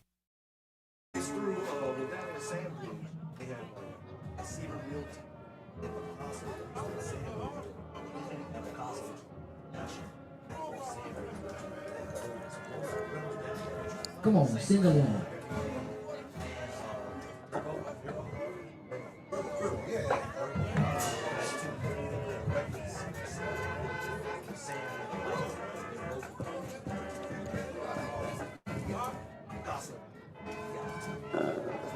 Life moves fast, but when that Freddy's hits, you can't help but slow down. Freddy's, this is the good stuff. With 4 Hampton Roads area locations, Freddy's is just a short trip away. Thanks to our friends at Freddy's Frozen Custard and Steak Burgers. It's halftime here in the Region 5A Football Championship on Dahlia Drive in Virginia Beach, Elijah Cadillac Harris Stadium, where the Indian River Braves, the number 3 seed, lead the top-seeded unbeaten Green Run Stallions 7-0 alongside the coach Darnell Moore. I am Matthew Hatfield. We thank you all for watching on Cova Sports TV. Over on the NFHS Network, it is going to overtime, 13 apiece in the Region 5D football finals with Stonebridge and Riverbend. We'll give you some halftime stats and some thoughts analysis from Coach Moore here in a second. But lots of great region championship games across the board, Coach, involving teams from just the 757 area code. You have in Class 6 today, Oscar Smith hosting Thomas Dale tonight. The Tigers at 10-1 on the season, taking on a Thomas Dale team that went on a 99-yard interception return for a touchdown last week against Manchester, which made SportsCenter's top 10 plays. You also have tonight in Suffolk, Maury visiting Kings Fork. Yeah, Kings Fork got the number 1 seed over the reigning 2-time state champion Commodores, as the Green Run Marching Band is playing out here right now at Elijah Cadillac Harris Stadium. Stadium named after a guy that used to coach the Braves to the playoffs and Green Run back in the day with Plaxico Burris to the postseason. You know Coach Cadillac quite well, and a shout out to him if he's happening to tune in here on this Thanksgiving weekend. Region 4A, you have tonight at Warner Stadium in Williamsburg, Lafayette taking on 4-time defending state champion Phoebus with our reigning Chicho's 757 football player of the week. Yeah, Chicho's Pizza player of the week, Tyree Diggs for Phoebus, who had over 200 yards rushing and multiple touchdowns as the Phantoms beat their arch rival Hampton. And in Class 3 Region A, Lake Taylor, Hank Sawyer's Titans. He's won 3 state titles before. On the quest for a 4th, they play host to Petersburg, the Crimson Wave, tonight in Norfolk. 7 o'clock kickoff. And in Class 2 Region A, Pocosin, the Bull Islanders go up to Richmond to take on the unbeaten Armstrong Wildcats. Some good matchups across the board. Such great football in our area. You know, I'm thinking now, which game do I want to tune into tonight? You know, so I think I'm going to sit in front of the computer and switch from one game. I got 2 or 3 computers.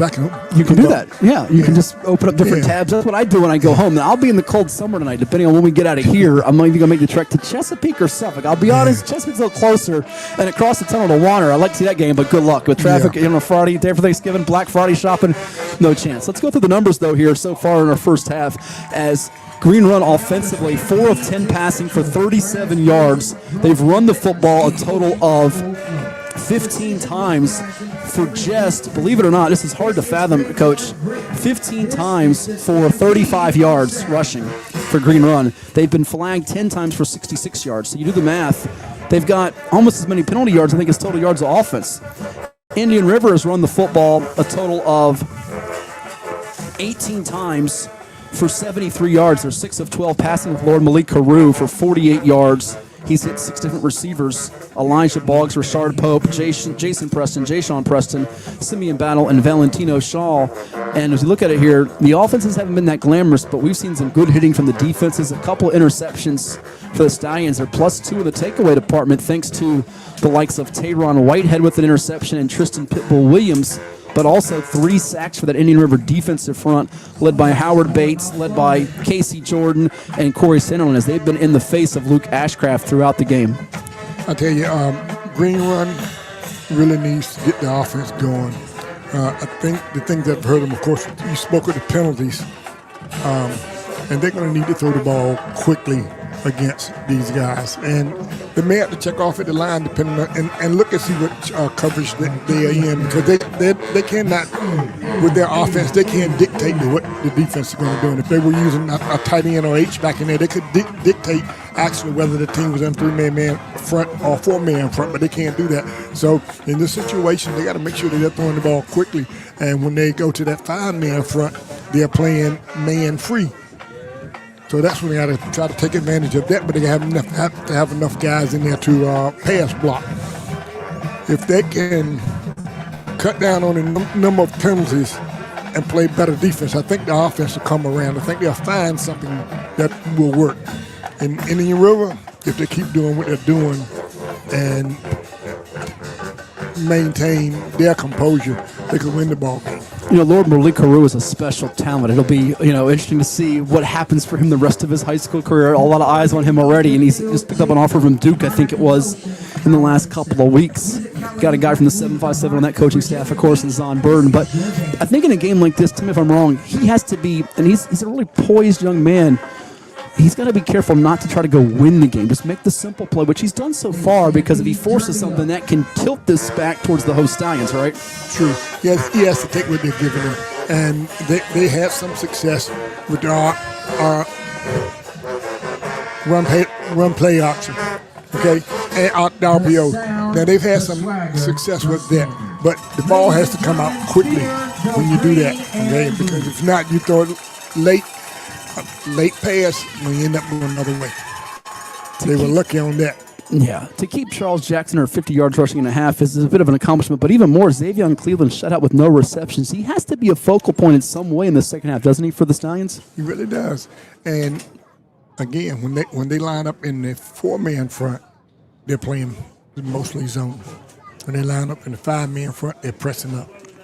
And when they're in 3-man front, they're playing zone. So the Green Run calling the plays based on what the other team's defense is doing, so they need to take advantage of that. Because they're not going to be able to beat these guys just trying to run the ball. Very true. We'll take another timeout and come back with more, including some other matchups around the state in Virginia High School League football. There are 24 region championships this weekend. Stonebridge and Riverbend are headed to overtime at 13 apiece on the NFHS network. You're watching with us on Cova Sports TV, where Green Run trails Indian River 7-0 in the Region 5A football finals. Winner of this will take on the winner of the Region 5C championship, happening tonight in Richmond between Highland Springs and Hermitage. We'll go through the brackets in a bit when we come back, but we'll hear a word from our sponsors that make it possible. You're watching Cova Sports TV. Well, it's everybody's favorite time of year again. Time to prepare to make your annual donation to that infernal revenue service. And if you're like me, you need help. Help to keep that donation as small as possible. You need John Maynard. PFP, LUTCF, EA, all those initials behind his name mean he's qualified to work on your taxes. He's an ATA, accredited tax advisor. He's an ATP, accredited tax preparer. He's a fellow at NTPI, the National Tax Practice Institute. And if all that weren't enough, he's also been voted the best of Norfolk and the best of Virginia Beach Awards. John Maynard has been professionally trained in tax preparation and representation. He brings to the table over 30 years' experience in federal and state returns. He delivers personalized, one-on-one service, and he's a certified electronic filer. The IRS likes electronic filers. So get off your W-2 and call John Maynard at John's Tax Service, 455-6763. Back here on Cova Sports TV, like, share, and subscribe. Alongside Coach Darnell Moore, I am Matt Hatfield as we go through the championship matchups in the region finals this weekend, Coach. In Class 6, we referenced it earlier, Oscar Smith is 10-1, and they're taking on Thomas Dale, who's also 10-1, number 1 seed hosting number 2 seed tonight. Woodbridge, the number 4 seed, beat Colonial Forge 35-34. They'll be traveling to North Stafford to take on the Wolverines. North Stafford 9-3, Woodbridge is 10-1. Occoquan Region 6C Championship is tomorrow at 1 o'clock, just like that Region 6B final is tomorrow at 1 o'clock, where top-seeded West Springfield at 10-2 plays host to number 3 seed Lake Braddock, who's 9-3. West Springfield came from double digits down to win the first matchup earlier this year, 34-31, and you have Madison, the number 3 seed, a winner 35-34 in overtime last week over Centerville in the region semifinals. Westfield is taking on Madison in the region championship tomorrow at 1 o'clock. So there you have it, Madison and Westfield. Looks like Oscar Smith is the favorite in this bracket, though. Man.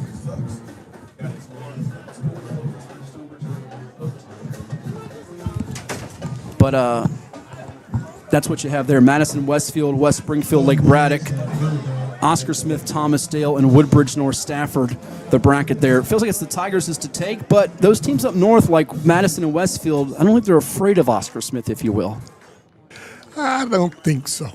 Yeah. I don't think so. They had a right to be concerned because Smith is talented. Yeah. They're big and talented. You know? And they play defense. Yeah, their defense has been pretty stout throughout the year, and they're led by the 4-star Michigan committed wide receiver and Travis Johnson, junior quarterback committed to UVA, and Lonnie Andrews III. And you mentioned that defense with Narad Jarvis going to Buffalo off the edge, and Jaden Koval, a defensive back committed to UVA. His brother Sherrod currently plays for the Hokies of Virginia Tech after starting off at Clemson. This bracket, though, Class 5, just to clarify for those that wonder, the winner of this game, Green Run Indian River, will take on the state semis the winner of the Highland Springs Hermitage game, which is going on today at 2:30. In fact, I have not seen a score yet for Highland Springs and Hermitage. The winner of that game plays the winner of this one. I thought that was a night game, but it's actually today at 2:30. So we'll pass that along here for you when we get an update on that matchup between the Springers and the Panthers in Richmond. You also have going on in overtime right now, Stonebridge and Riverbend at 13 apiece on the NFHS network. And tonight in Suffolk, the Class 5 Region B Championship, where number 2 seed Maury's 11-1, taking on top seeded Kings Fork 11-1. Both teams played out-of-state opponents this year. Maury lost to Cardinal Gibbons from North Carolina, beat Bishop McNamara from Maryland in triple overtime. Kings Fork beat Wise from Maryland to start off its season. Both played good schedules, certainly the Southeastern District for Kings Fork and Maury, those games out of district, plus Lake Taylor in the Eastern District. That should be a war tonight in Suffolk, you would think, right? Yes, I think that's the one I'm going to watch. Okay, you're into that one. Yeah, I want to see what Kings Fork can do against Maury. Yeah, this Stonebridge Riverbend game going on right now, as I mentioned, on the NFHS network. I see Stonebridge has scored first to go up 20-13 in the overtime as Riverbend has the football. We've actually got a window open right now as we bring you this game, and Riverbend trying to pull it in. It'll be the interesting decision for Coach Ed Webb and the Bears. If they do they go for 2 against the Bulldogs and try to win it, or go to another OT session? But we'll keep it tuned to that. In Class 4, by the way, you have, Phoebus knocks off the top seed in Hampton. They'll take on Lafayette. Now, what Class 4 is doing is they're reseeding the top 4 teams based off power rating. So it's not A versus B or A versus C or A versus D. So the top 4 power ratings, it'll be the top power rating hosting the number 4 power rating, and the number 2 power rating hosting the number 3 power rating. Region B Championship, it is Varina and Huguenot. Oh my goodness, so much talent on the field for that one in Richmond.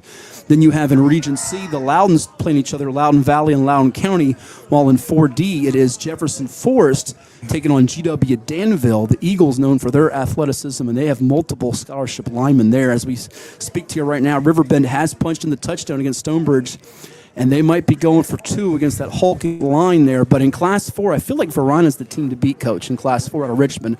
But there's a lot of good teams in that field, so it's not going to shock me if someone gives them a good battle before the championship is crowned. It wouldn't be a shock at all to me either, but at this point, if you're playing good defense, you have a chance. And you have some offense, you got a big chance. Yeah, so here's the extra point, by the way. It looks like Stonebridge is going to, timeout's being called before Riverbend kicks it. So you wonder if that's going to make them rethink things up there in Ashburn. Oh, my goodness, good game going on there. Class 3, if Lake Taylor beats Petersburg tonight, they'll host the winner of the Region 3D final with Magna Vista and Lord Botetourt. Magna Vista has a record-setting quarterback, record-setting running back, and record-setting wide receiver. Oh, by the way, they scored 60-plus points last week, so they can move the ball and score your type of offense you like, Coach Moore. Region 3C up in Lynchburg, it's Heritage Lynchburg taking on 2-time defending state champion Liberty Christian, a private school in the VHSL, but they lost to Heritage Lynchburg on Halloween night, 35-33. That should be a physical battle in Lynchburg. In Region 3B championship, it's Skyline taking on Kettle Run. Kettle Run lost last year's state championship game to Liberty Christian. That Liberty Christian Heritage matchup is going to be fascinating to watch, but so many good games to see. Oh, we just got an update. We thank out there for Phil Twine watching with us on the YouTube. Thank you so much. It is 7-7. I see the score with Highland Springs and Hermitage. They're tied up, so there you have it. 7-all is the score. We got all kinds of comments on the screen here, Coach, with our fans on YouTube. I see we got people rooting for Indian River. We got people rooting for Green Run. We see all kinds of people out there chiming in. I think that is Jama saying, let's go Stallions. So all kinds of folks checking out the action with us here on Cova Sports TV. But I know you got a soft spot for your buddy Hank Sawyer at Lake Taylor. You're pulling for him, aren't you? Yeah, I always root for Hank. He's a good guy. I've known him for a long time. And if they can get by tonight,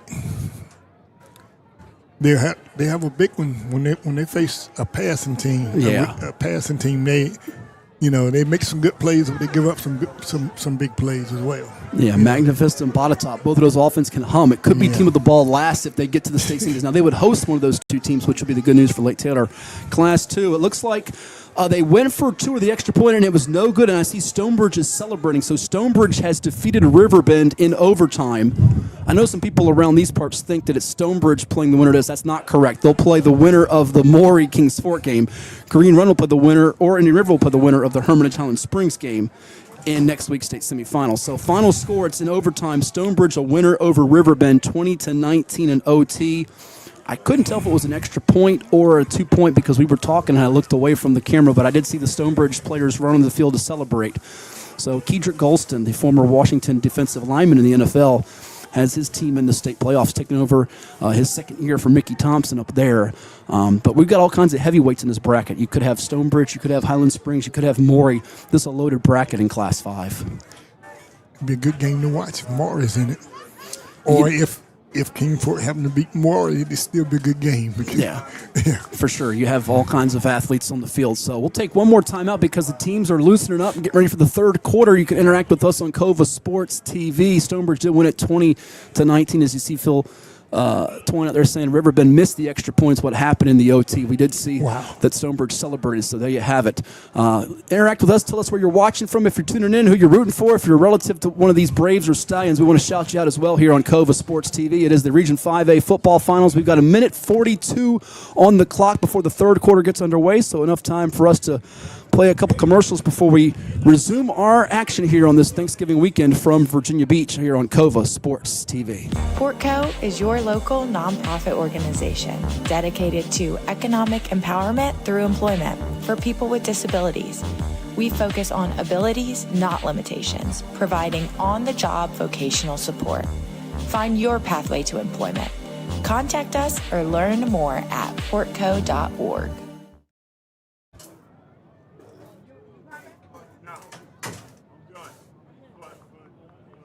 What is more? Is it more reps, more strength, more stamina? We say it's all of that, but it's greater than just what's in the mirror. It's about improving your mental and physical health. More is a feeling of achievement, fulfillment, confidence. It's looking better, feeling better, being better, and it's our mission to get you there. Because here, you are more. One Life Fitness. What makes a life a good one? Is it our adventures? Or the friends we find along the way? Is it the challenges we conquer together? Maybe it's the people's lives we touch every single day. So, what makes a life a good one? You'll have to figure that one out for yourself. Life moves fast, but when that Freddy's hits, you can't help but slow down. Freddy's, this is the good stuff. With 4 Hampton Roads area locations, Freddy's is just a short trip away. All right, the fans are getting pumped here at Elijah Cadillac Harris Stadium. Indian River on top of Green Run 7-0 as we get ready for the third quarter here. With the coach Darnell Moore, I'm Matthew Hatfield. We thank you all for watching our presentation of the Region 5A Football Championship. Winner here moving on to the state semifinals next Saturday, December the 6th. Indian River gets the football here to begin this second half. They've done a good job of mixing up the run and the pass so far, Coach. Look at the play calls for Indian River. 12 passes so far compared to a total of 17 runs. That's a healthy balance against this Green Run defense. It is, and this is what they need because they can maintain possession of the ball. It limits what Green Run can do. Hot chocolate will be very shortly.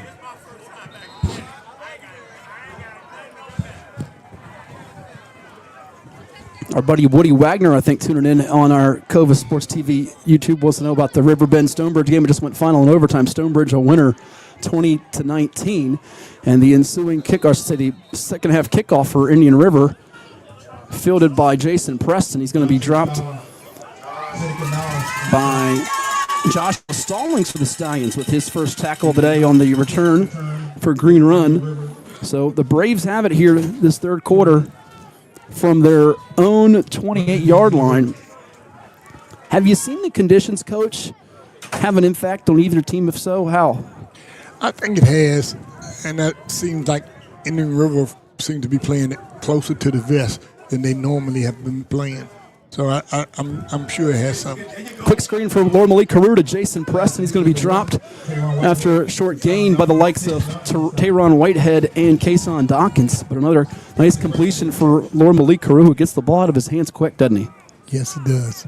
2-yard gain on that play brings up a 2nd down and 8. 2 yards on that reception to Preston. He's got a couple grabs for 9 yards. So 2nd and 8 from the 30 for Indian River as we tick down under 11:30 to go in our third quarter. Up the middle, the handoff, diving forward to the 35, you see, as he got tripped up. Indian River's ball carrier, Rashard Pope, who had 43 yards on 9 attempts in the first half. He gets low center of gravity, though, on his carries.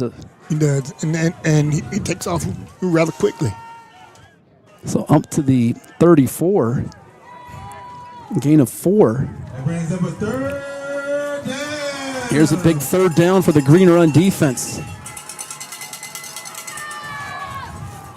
Watch the pressure coming off the edge with Watson and Johnson. Here's Haru, gets the low snap. Flag's been thrown, and it's going to be dropped, though. Couldn't complete it with his target, Elijah Boggs. It's probably going to be a hold on the Braves, as it looks like this probably is going to be declined, you would think, because it brings up 4th down, and if you accept it, even though it backs them up, you give them another chance to move the sticks. I might would back them up just because they may go for it for you. There's a chance they could go for it on 4th down. Maybe not. Now, you're a wise coach. You've got championships way more than I do in victories, but I'm not sure they're going to try to go for it from their own 34 in this wind, this howling wind in 43 degrees, and they do decline it. Well, they had them jump offside earlier. They did. This is a good point. You could be proven to be a prophet here with this. Haru's been intercepted twice, but it feels like he's still had a nice game so far, has not hurt his team too much.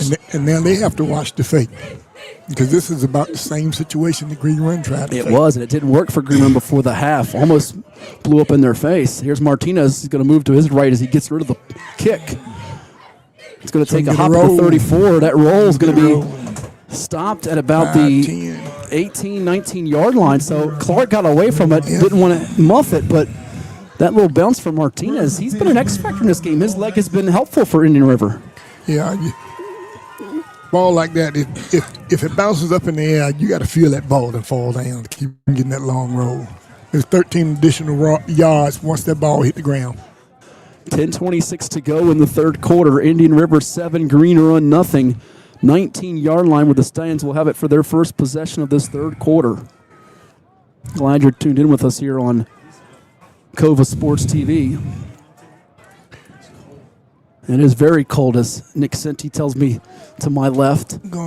Green Run going to the power game. This is the power back. We could see, I think you're right, looks like Charles Jackson's in there, but they also have, I think, Terrence Ely back, who was dinged up earlier this year, number 21. He's kind of got that compact type build who could be involved with some between the tackles running for them. And then diving forward, lost his footing, though, was Jackson.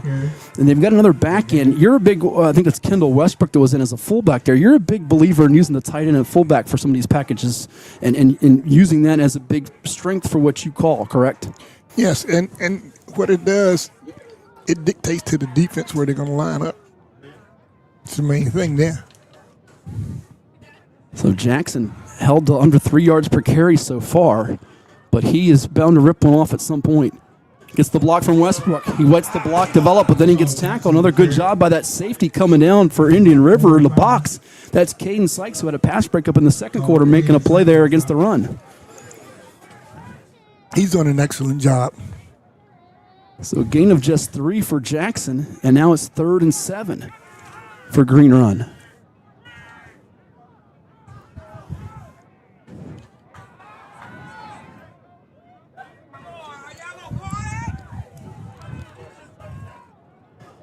Three receivers to the near side. Ashcraft gets the snap, looks to his right. He's got Xavier Cleveland, but that time it almost got intercepted as the linebacker flowed over and nearly had a pick, that being Demarion Dixon.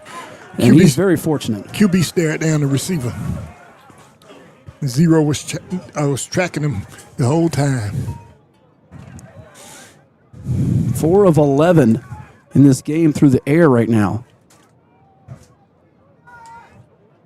Indian River is shortening this game. It seems like they're using the clock. They're trying to make this fewer possessions in place for the screen run offense that likes to head the quick strikes. 9:12 to go, and they're going to punt it away again here. Savage gets the punt. The snap. And he boots it. It takes a hop from the 49, and that'll bounce about a good 19 yards. So once again, the return man gets away, but field position helping out the Stallions there as the Braves will have their second possession. And at the 29. So while they get organized, we'll take a quick timeout as well. 8:59 to go in the third quarter. Braves 7, Stallions nothing. Region 5A Finals on Cova Sports TV. Authentic Italian cuisine can be found in just one place in Hampton Roads, Il Giardino Ristorante in Virginia Beach. Il Giardino offers veal, seafood, chicken, pasta, vegetarian, and pizza creations. Add the sounds of the piano bar and lounge, and it's no wonder Il Giardino is such a popular local spot. Open daily at 5 p.m. 33 Cooper Hurley injury Lloyd. 8:59 to go in the third quarter. Indian River 7, Green Run nothing. Braves from their own 29-yard line. Lord Malik Career is going to get sacked and lose a lot of yardage as that time the future Hokie was under pressure, but Junius Clay makes the sack. Sophomore to go with Cameron Johnson bringing that pressure, but Clay with the sack. I think it's the first time today, Coach, we've seen Haru gets sacked. Yes, it is. That's what Green Run really needed that. You know, they need to back these guys up. Big loss there as they lost about 9 yards on that one.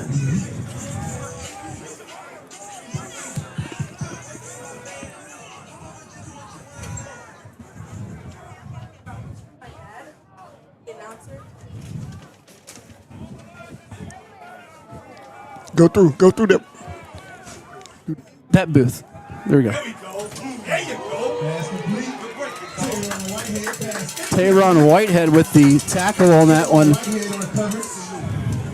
That completion doesn't gain much for Indian River. I believe that was Shaw. I apologize there. We had someone in the booth that was distracting us.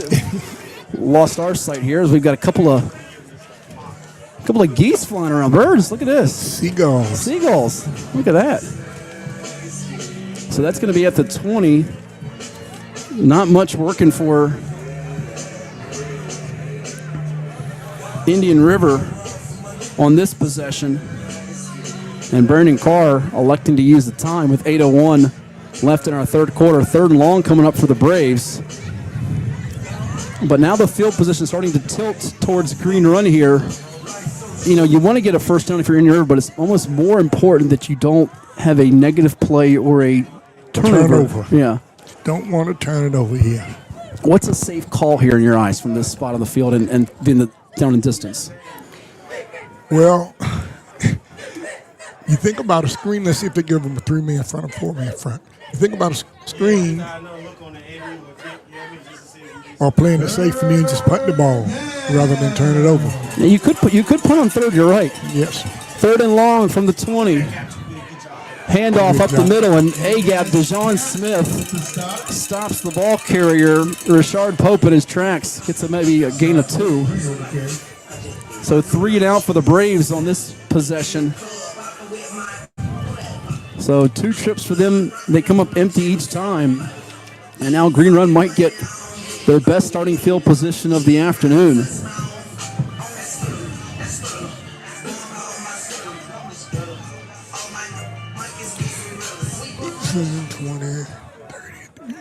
It's at halftime where Highland Springs leads Hermitage 14-7. We can tell you 14-7. Springer's on top of the Panthers.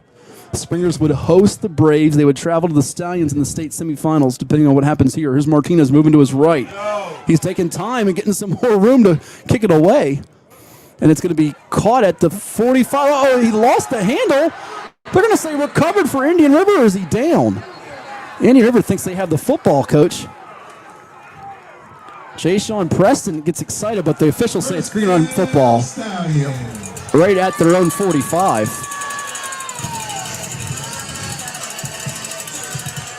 So we'll see Green Run with its best starting field position of the day at their own 45 with 7:01 to go in the third quarter. First and 10 for the Green Run 45. And you've been saying it all day with the zone and the different fronts defensively. They need to go quick with some pace, some urgency, and get that short passing game going that open up a big play down the field. We'll see if they can do so here and avoid the penalty bug. They had 10 flags for 66 yards before halftime. There's a 3-man front. They've switched from a 5 to a 4, now a 3-man front. Uh-oh, the snap goes to Ely. Jordan almost had him. He's going to spin out of trouble and get no gain, but that's actually a decent situation for Green Run because it was nearly a loss of 5 or 6. But Sanderlin, as well as another big-sized defender for Indian River, Travis Wiggins, getting to him quickly. See, against that defense then, you see that their number 1 receiver had a guy playing 9 yards off of him. They could have thrown a quick hitch out there, gotten 5 yards. And we've seen more of Indian River use those pass patterns, the hitches and the curls. Actually, big gain of 1 for Ely, not no gain. 2nd and 9 now from the 46. Ashcraft's got time to throw. It's deflected. Does a great job, again, of a late delivery from Ashcraft, but Preston coming up to deflect it before Xavier Clark could get to it. And Preston's made plays defensively. I like what he's done. I think he's an unheralded senior on this Indian River team. The quarterback is throwing late. He has to get that ball out sooner. If that receiver is looking at him, he's late throwing the ball. Now 3rd and 9 for Green Run as they are once again in 3rd down and long situation. They can't establish the running game today. You wonder if they'll mix some things up and go to like a wildcat or direct snap, something just to get them a different change of pace. Here's Ashcraft. Pocket collapses and he's sacked. He's dropped for a loss of about 7 or 8 yards. As 5-man front. The 5-man front, the switch again from a 3-man down line to 5-man. Christopher Billingsley and Corey Sinnerlin stopping him, and Sinnerlin gets his 2nd sack of the day. 5-man front, everybody has to block a man. So a loss of about 9 on that play. We'll call it officially 8 rather for Ashcraft. I've lost track, Coach, if that's his 4th or 5th sack for the defense, but I think it's the 4th. Here's a punt now. Savage gets rid of it, takes a bounce, fielded at the 24-yard line. Here come the Braves on the move. Donovan Brown, who ran one back against Deep Creek this year, gets stopped at about the 37-yard line. You have to watch out. That was a game against Deep Creek this year, Coach, where Deep Creek came back from multiple scores to tie it in the 4th quarter with about 5 minutes to go, and then Brown ran a kickoff back to the house and gave the Braves a little bit of a breathing room sigh of relief. Yeah. They had played a game the week before in the Southeastern that was tough. I covered it, overtime game with Nansen River, but not many nights off in the SED. 5:25 to go in the 3rd, and now the Braves can go back to milking the clock from their own 37-yard line.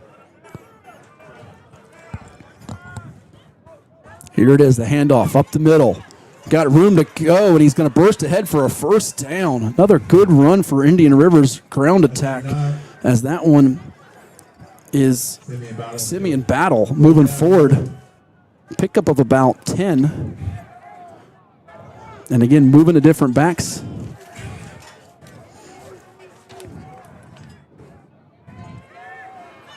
Here's Battle. Slips out of a tackle, up ahead into green run territory before he's finally stopped. And right now, he's getting a full head of steam and making the Stallions pay. A little different running style from the Braves backs today than the green run backs. What have you seen? Well, green run is used to running inside and outside. These guys from Indian River are hitting it hard inside, and they're maintaining their balance. 15 yards for Battle. So the duo of Pope and Battle combining for 83 yards on the ground in this one. Green run's backfield combo of Jackson and Williams, just 37 yards between them. Now it could open up the passing game from the 38. Little keeper with the option. And this time the green run defense is going to get to Battle as the combo of Whitehead and I believe that is Landon Boer getting to him. Short gain. Green run went with 5-man front that time. Pick up about 3 for Battle. But again, even though it wasn't the long gainer that we saw the last 2 plays that resulted in first downs for Battle and the Braves, they'll take that because 3 yards a pop puts you in 4th and 1, and that clock's going to tick under 2.5 minutes to go as we now are officially ticking under 4 minutes to go. 3:59 remaining in our third quarter. Green run trailing Indian River 7-0. Could 2 unbeatens go down in Class 5 today? Riverbend was unbeaten entering today against Stonebridge. Suffered their first loss, but the green run defense thinking otherwise now on this play as Battle's going to get dropped by the combination of Travion Leach and Corvin Watson. How many times have we called out Corvin Watson's name? He's been in on a bunch of tackles. So many for them. I've got unofficially 11, but I might have missed 1 or 2. This is a 2-down situation here. 3rd and 4 from about the 33 for Indian River. 3:15 to go. Low snap for Haru again. And it's behind his intended target, Elijah Boggs. That's one of the few throws that Haru did not put on the money for his target. Might have been thrown off a little bit with the low snap. Throws your rhythm off. He's hit 6 different receivers. Jason Preston and Valentino Shaw, the only 2 guys with multiple catches in this game. And now, like you said, 2-down territory, 4th and 4 from about the 32, 33-yard line with 3:12 left in the third quarter. Decision time for Brandon Carr. He's going to go for it, like you said, but what is the play call going to be here? Watch the slot guy, which is Valentino Shaw, who has the game's only touchdown. 2 receivers to each side. Here's the handoff to Battle. He's going to run to the right. He's not going to get anywhere because Junius Clay drops him for a loss.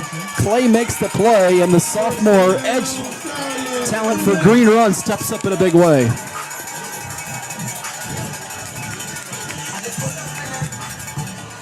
.306 to go in the third. We'll step aside. You're watching the Region 5A Finals here on Cova Sports TV. Now this from one of our sponsors here on Cova Sports TV. For any athlete, making it to the top sometimes comes with a few steps back. That's why parents count on CHKD Sports Medicine, advanced diagnostics, treatment, and rehabilitation for sports injuries, just for young athletes like yours. With convenient locations across Hampton Roads and a whole team of experts here to keep your favorite player at the top of their game. CHKD Sports Medicine. Learn more at chkd.org or call the CHKD Sports Injury Hotline. All right, sorry about that. TJ Ely, you might have missed that play. He runs the football for Green Run, his second carry of the day, Coach, as Ely gets up to the 39, gain of 5. So 2nd and 5 now coming for the Stallions. Split backfield with Ashcraft. He's got 2 backs, 3 receivers here. Split backfield look now. Ashcraft looks to his right. Now he's going to roll out. Throws it on a crosser. Catching it is CJ. Charles Jackson gets the block from Cleveland. How about the receiver blocking, and Charles Jackson could take him a distance. 15, 10, 5. Charles Jackson takes it all the way, and Green Run is on the board with a 61-yard touchdown. Luke Ashcraft to the future Old Dominion Monarch, Charles Jackson, and the Stallions are now an extra point away from tying this up. But how about the blocking downfield by Xavion Cleveland to help make it possible? That was terrific, and And that allowed him to tiptoe right on the line. Action Jackson helping Green Run get on the board. Scoreless no more. The longest play from scrimmage on the day. The young man who's done it all year long, running the football for Green Run. Now an important extra point that they need to tie this thing up. Jonathan Tompkins' PAT. J.J. Tompkins' extra point is good, and we're deadlocked at 7 apiece. 2:16 to play in the third quarter. Green Run 7, Indian River 7. It's the Region 5A Finals on Cova Sports TV.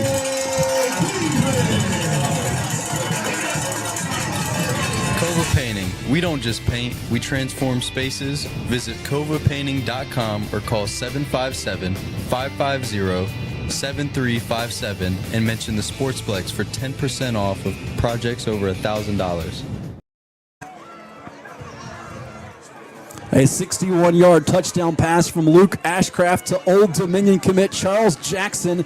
PAT is good from J.J. Tompkins, and the Stallions and Braves are deadlocked at 7 apiece with 2:16 to play in the third quarter. Coach Moore, do we expect anything different between these two teams that have played games decided by 3 points the last 2 years in the playoffs? Not at all. You knew it would be nip and tuck. It just took Green Run a while to get going. That last play there, they switched to the offense to two backs, so they could get a little bit more protection in there. And then the back leaked out and was able to get it to him. And tell me if I'm wrong here, just that little subtle movement from having split backs means that the defense has to watch each side now as so much as just directed in on one ball carrier or one player in the backfield, be it the quarterback or the single back. Yes, and what... Here's the return for Donovan Brown from his 15-yard line. He's going to be tackled on the play by Green Run's number 36. That is Seneca Nash, but finish up on that point if you can. Yes, well, going with only 3 receivers, those receivers were able to push the defensive backs back, and when the back got the ball, you only had one guy out here to contend with, and then the pursuit couldn't catch up with him. And the unsung hero on that play was the block by Xavion Cleveland, because Jackson might have only got about 15, 20 yards if Cleveland doesn't block that defender downfield. Right. Braves have a chance to answer that with 2:11 left in our third quarter. They have it at their own 27-yard line. Single back from Lord Malik Carew. He hands it off to Simeon Battle. Battle goes up the middle. He's going to be hit hard by Dejon Agap Smith. That's Smith's 5th total tackle of the day. Battle, though, with another good gain of about 4 or 5 yards here as it's 2nd and 5 for the Braves.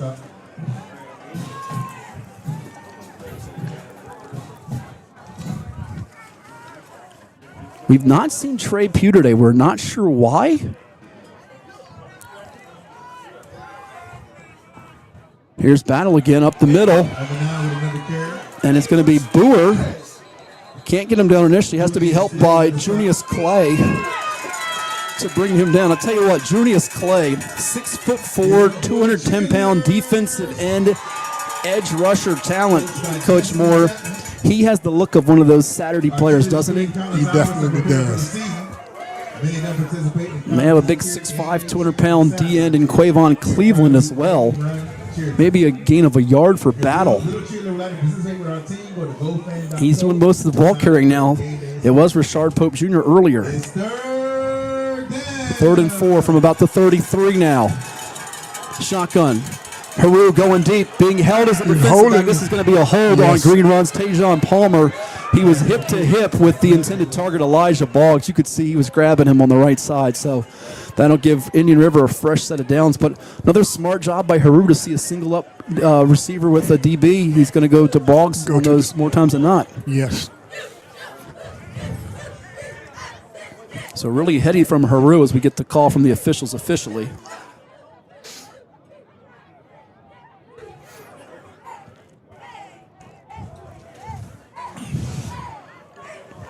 If you're just joining us in Class 5, you have Maury visiting Kings Fork tonight. Stonebridge, a 20-19 overtime winner over Riverbend in the Region 5D finals. And in Region 5C, Highland Springs leads Hermitage 14-7. You can watch Region Championship action with our friends on the NFHS network. It is Cova Sports TV bringing you the call of today's Green Run Indian River Region 5A final that's tied at 7 apiece. 52.6 seconds to go after that penalty on the Stallions. Their 11th flag of the day, a holding penalty. 10-yard infraction puts it at the 43-yard line for the Braves. They've got doubles now, receivers to each side. Handoff up the middle. Here's Battle trying to get away from Junius Clay. But Battle's going to gain about another good gain of 5 or 6 yards, maybe 7. Getting downhill in a hurry. And they're getting a little bit more push up front.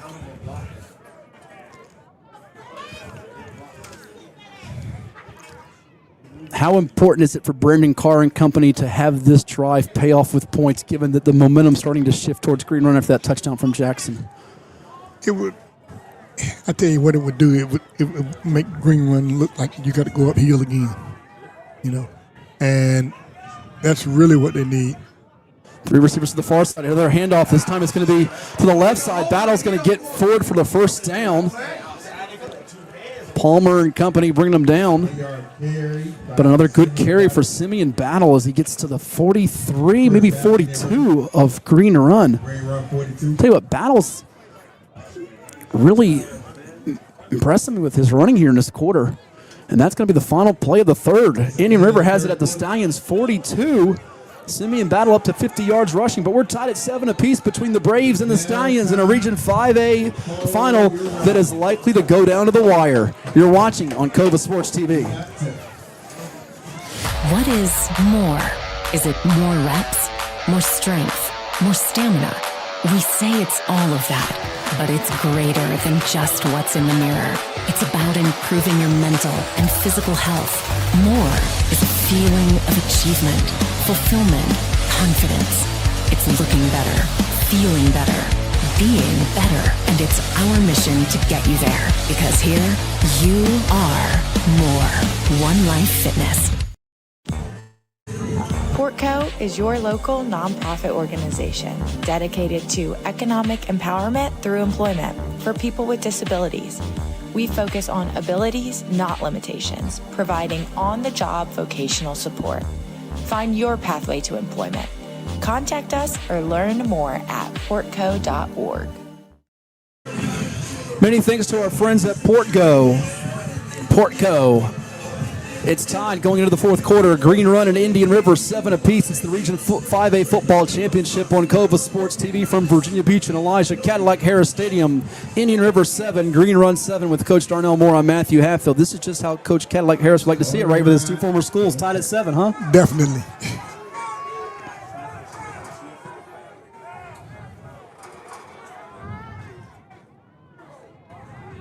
First and 10, Indian River, Green Run 42.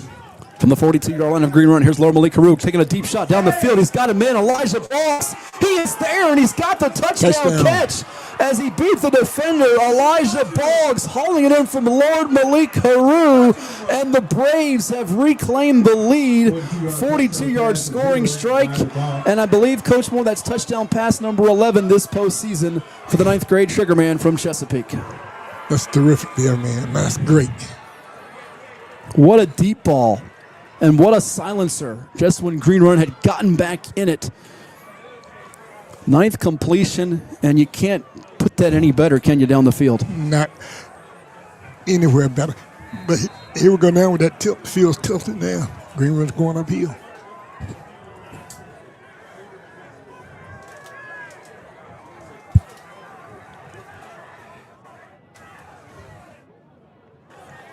What a deep shot. 8 seconds into the fourth quarter. Now Noah Martinez comes on for the extra point, as that got the fans across the way from Indian River, who made the trip from Chesapeake, on their feet.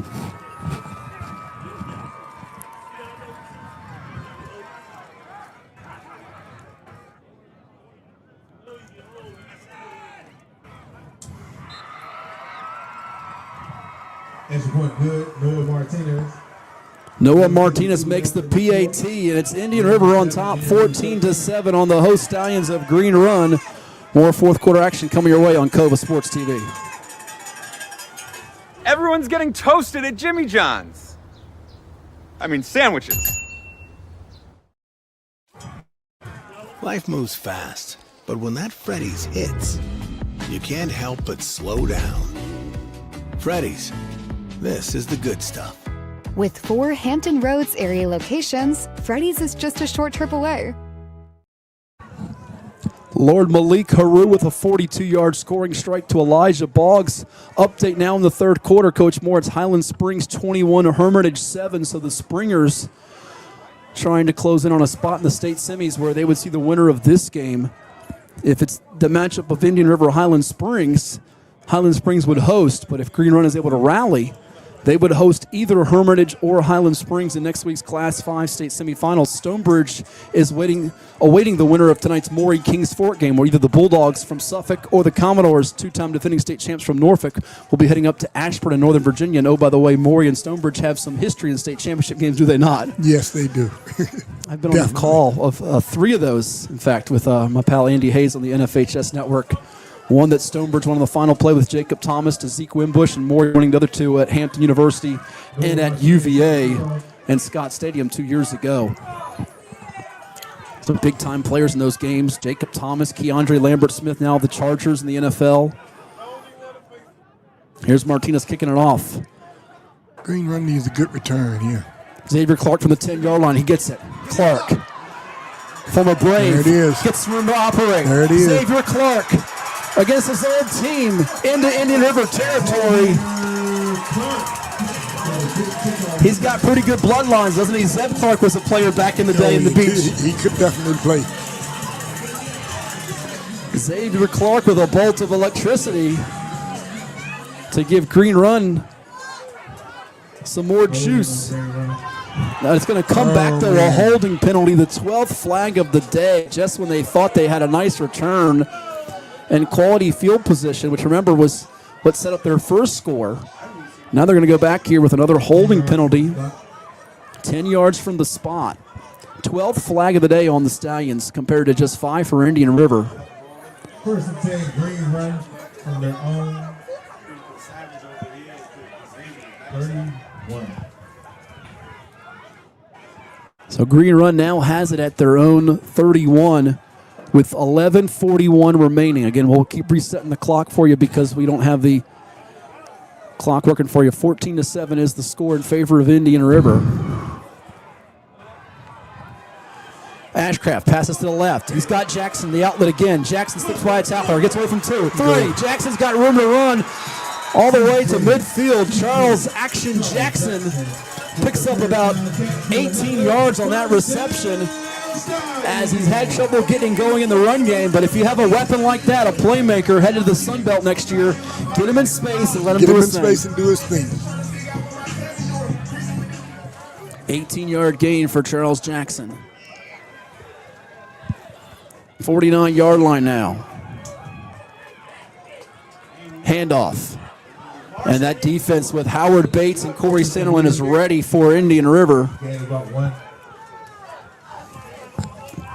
Gain of about 1 on that play.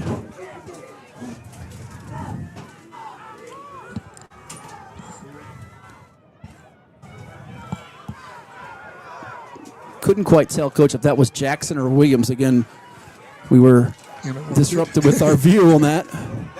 Here's Ashcraft going down the field. And it's intercepted nearly, but we've got a flag, as you see, trying to make a play on it. Xavion Cleveland and Jason Preston, some hand fighting. The question is who they catch on the hand fighting, as both were fighting with each other, if it's going to be defensive interference or offense. They generally get the defender on this. I think he's going to call defense just because the offensive player was past him. They generally catch the defensive back on this one. And Preston's played a really good game.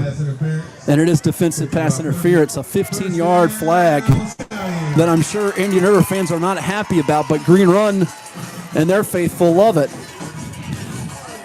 And you knew they had to take a shot to Xavier and Cleveland at some point because they've been biting down on those passes in the flat now to Charles Jackson.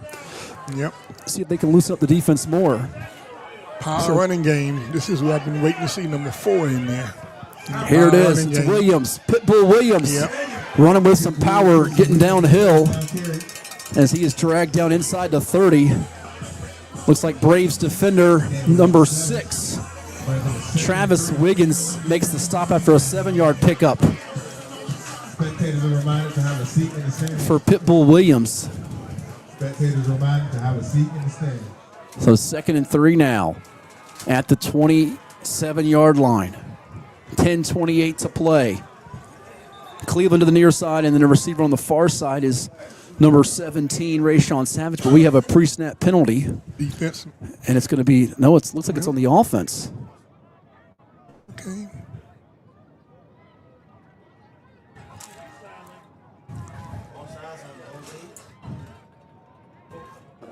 I'm not sure if that was a sideline warning or what the official signaled on that. I think he got number 17, the receiver. So he was lined up off sides, so it's on green run. It's their 13th flag. Now for 91 yards. 2nd and 8 from the 32. Here's the handoff. Williams waiting for Ruman. He got kind of hit up high there initially by the Indian River defender, number 15, Malik Avery, who hit him. And about 4 yards for Williams as Pitbull gets stopped at the 28. Please have a seat in the stands. Be the friend. Take a seat in the What are you thinking here on 3rd and about 4, Coach, if you're green run offensively? Run it. Two down situation. You got to get the first down. Got to get the first down. 9:46 to play. Handoff again. Jackson slips away from Sanderlin. He's got room to run. Charles Jackson gets out of bounds inside the 20. They'll mark him at about the, looks like he's at the 19-yard line for Jackson. So a gain of about 9 for Jackson. Ripping away from that first tackle. From the 19, Jackson runs to his right.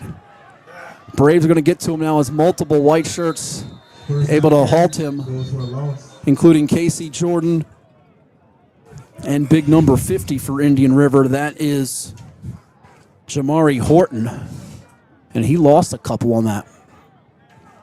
2-yard loss on the play. Loss of 2.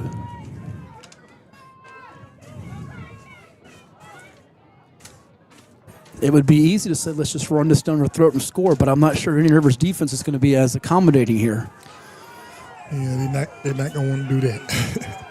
They are going to more of a power package. You see, they got Smith in there to block. Ashcraft over the middle to Xavier Cleveland. It's tied up as Xavier Cleveland scores for Green Run. Touchdown for the Stallions. As Green Run now is able to respond.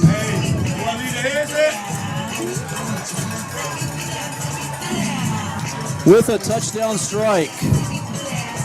Didn't get the safety help in time. Nah. So 21 yards. That was a decent play action fake. The only thing that gave it away, though, that as the quarterback was faking the ball, he was looking the same time he was faking the ball. I misspoke. The extra point now from Tompkins means we're deadlocked here at 14 apiece. Xavier Cleveland, a 21-yard scoring reception from quarterback Luke Ashcraft. 8:53 to go. We got ourselves a dandy in Virginia Beach between the Braves and the Stallions in the Region 5A final on Cova Sports TV.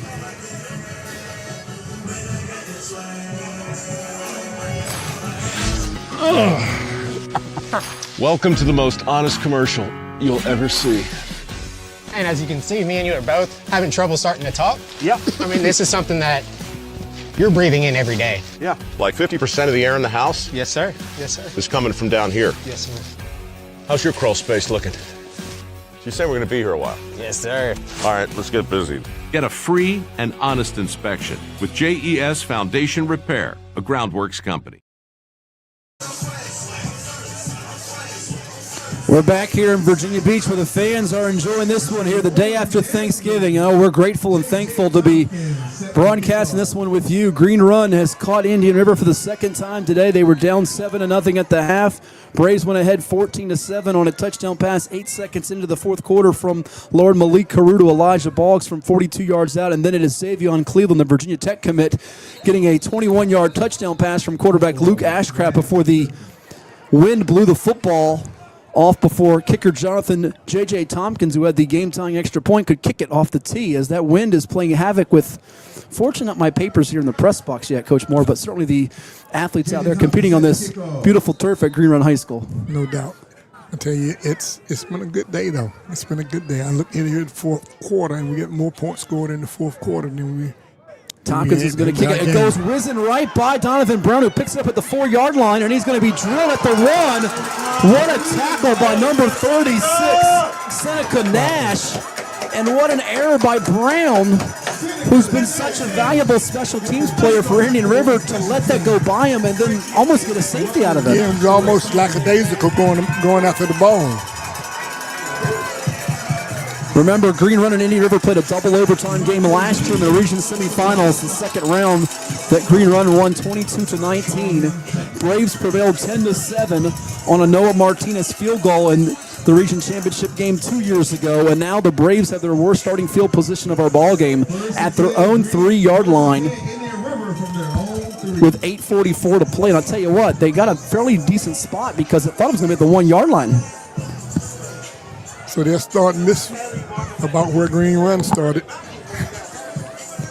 Are you looking for just a starter here to get out from your own 3 to about the 5 or 6? Maybe just try to muddle ahead here, power if you can, just to get you some breathing room? Not for me. I play action on first down there. That's you. That is your mentality. There's no question. At least you're honest. Yeah. Up the middle they go, and Junius Clay stops number 13, Rashard Pope. Junius Clay, who's already got a sack in this ball game and half a tackle for loss. We haven't seen much of Pope in this second half, Coach. He's run the football 11 times today, now 12, 9 of which came before halftime, and he got maybe about a yard or 2 on that one. 2nd and 8 from the 5 now for Indian River. 3 receivers to the near side. If Haru's going to roll out here, they better make sure that they block those edge guys. Haru from his end zone throws it down the field. He's got Boggs, and this time it's going to be incomplete. The coverage by Xavion Cleveland. They took a shot middle of the field, and Cleveland didn't let him complete it. You got to do that, though. If they give you the middle of the field open, no safety, that DB doesn't have any help at all. You got to get that ball down the middle of the field. 7:55 remaining. 3rd and 8. 3rd and 8, 7:55 to go.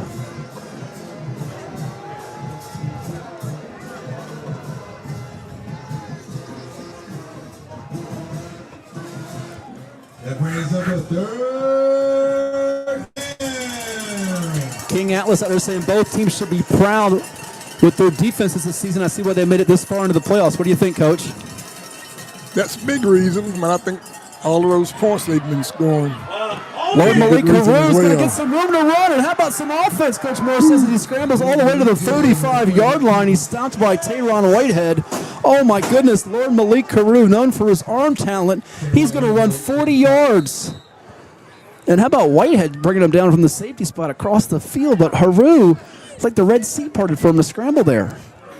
And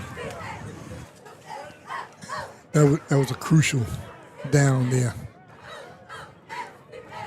Green Run could have stopped them there. They would have gotten the ball back on their side of the 40. Our man Philip Twine saying everyone talked about the offenses going in and spreading the offense so that Green Run can't load the box. That's a good point there by our man Trey B757 out there. That's a good way to open up the middle of the field, the way they've been able to use some of these run plays, hit the screen, and then it's open up some of those shots downfield plus the one down the sideline they scored on with Boggs. Darion Spence as he walks on.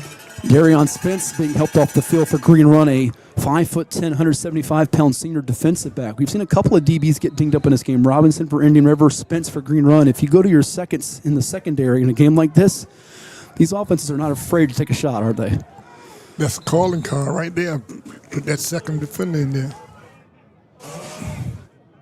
So it's officially going to be a gain of, I think I said 40, but it's going to be at the, misspoke, the 34. So it was a 29-yard pickup for Lord Malik Carew.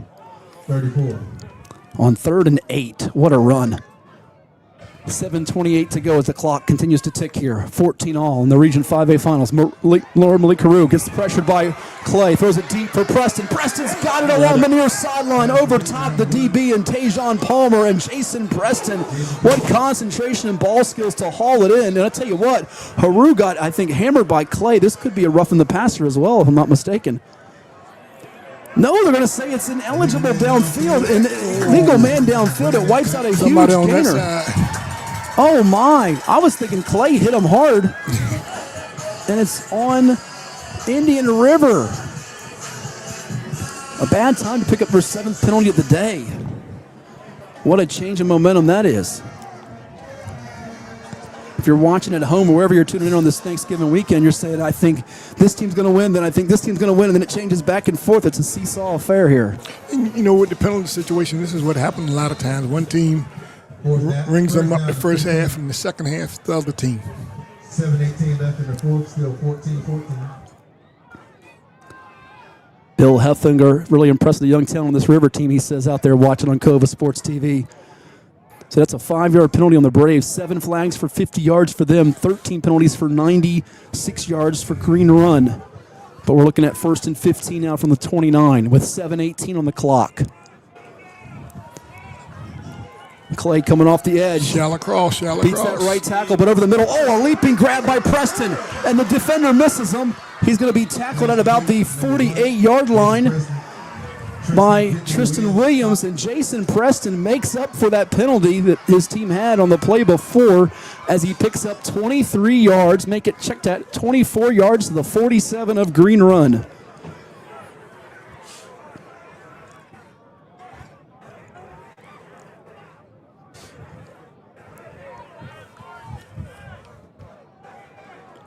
What a catch by Preston.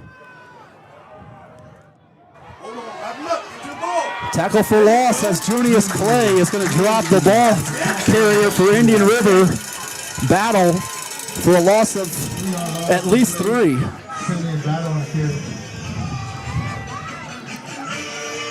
Tell you what, Clay, Coach Moore, number 11, has really stood up in the second half. What have you seen from him? He's a terrific athlete. You know, and he's making the plays when they need him. They're more on there in the rhythm of what they've been doing all season. I think that's why you see them moving the ball on down the field.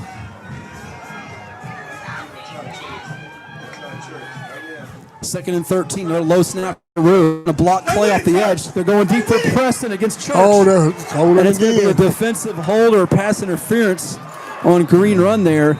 They had the taller corner that time, the 6'3" Sean Church on him, but Preston, they wanted to take shots one-on-one with him down the sideline. They had Boggs earlier down the opposite sideline, but Haru is really putting it in the spot for him to go make a play. And the thing you got to look at is that, I mean, Haru throws a terrific ball, but those receivers are running the ball down. They're really running it down. And how often do you see that in high school where the receivers stop the route and it puts the quarterback in a bind, basically?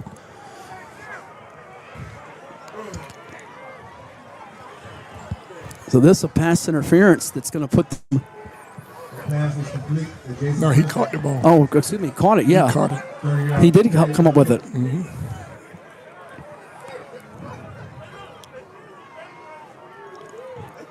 Down to the 12th.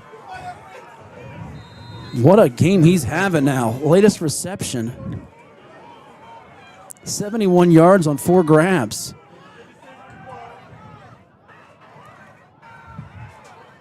Up the middle, not much there for the ball carrier Pope. Pope Jr. As it's the likes of Williams and Boer stopping him. Tackled by Corbin Watson. 154 yards passing on 11 completions for Haru.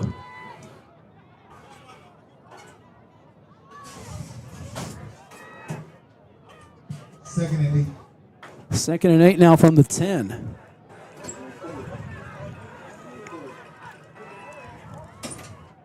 .5:12 to go. Braves and Stallions tied at 14.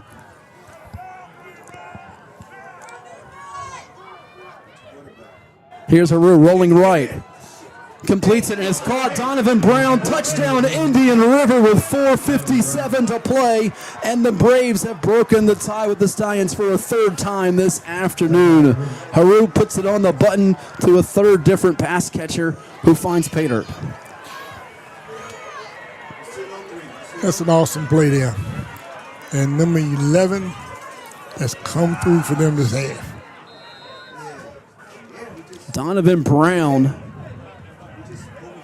with the 10-yard TD reception, and Brown, who makes up for the special teams blunder. This drive started at their own 3-yard line with 8:44 to go in our ball game, with 4:57 to play. A 97-yard scoring drive engineered by the freshman quarterback Lord Malik Carew. It's reminiscent of another Chesapeake quarterback, Lonnie Andrews III, last year coach up at JMU against Madison High School in the state finals when he was a sophomore. Here's Martinez getting the snap. Down from Preston. Oh, the extra point is blocked. I couldn't tell if that was number 55 who blocked it. I think it was Malik Marsh who blocked the extra point. But with 4:57 to go, I think it was Malik Marsh. 4:57 to play. Indian River 20, Green Run 14. Come on back for the finish on Cova Sports TV. I think it was Marsh.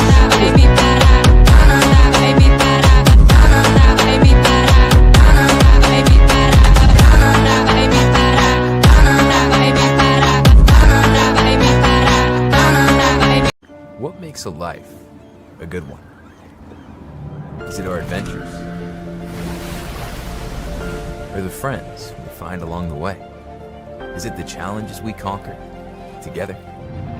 Maybe it's the people's lives we touch every single day. So, what makes a life a good one? You'll have to figure that one out for yourself. We're back here for a 10-yard touchdown pass by freshman quarterback Lord Malik Carew to Donovan Brown, engineering a 97-yard drive in just under 5 minutes to go. The extra point was blocked. Couldn't tell if it was Malik Marsh or Tommy Wilder for Green Run that had the block on that PAT. Nonetheless, it gives the Stallions some hope here, Coach. Down by 6, if they score a touchdown and convert their extra point, they can win it at the very end against the Braves. But Indian River has other ideas, leading by 6 and 4:57 to play. It's going down to the wire. Yeah, that gives Green Run a chance to win this in regulation. What must the Stallions do? What must the Braves do to hang on? The Stallions need to throw, but they need to throw it short. Then they might have to mix it up. Some they got time to mix it up, but they gotta keep care of the ball. Here's the kickoff. It's going to be fielded. Goes past, cross into the end zone. Touchback with 4:57. How about for the Braves and Coach Brendan Carr, his DC Anthony Smith? Are you dialing up a mixture of some blitzes? What about the front here? We've talked about it, 3-man, 4-man, 5-man. What are you thinking here? They got enough pressure without having to blitz. I think I've maybe seen one blitz all day. Are you thinking like Nick Saban does here? It's not so much plays, it's players here. I'm watching for Jackson, number 1, and number 7, Cleveland. Are you making sure you're focusing on those two guys in particular? There you go. Okay. Don't let them beat you. Make somebody else beat you. 4:57 to play. We got ourselves a classic here at Elijah Cadillac Harris Stadium, named after the former coach of the Stallions and Braves, who's, if he's kicking back watching this one with his lovely wife Benita, he's probably enjoying this one. He's saying, these two schools are making me proud. Here we go. Ashcraft passing the flat to Charles Jackson. He's been a factor in the pass game here, the short pass game. As you said, the screen underneath. It's going to be a tackle around the edge there for Indian River. I think that was number 15 making that stop for the Braves in on that play, Malik Avery. So Jackson picks up a healthy gain of about 6-7 yards.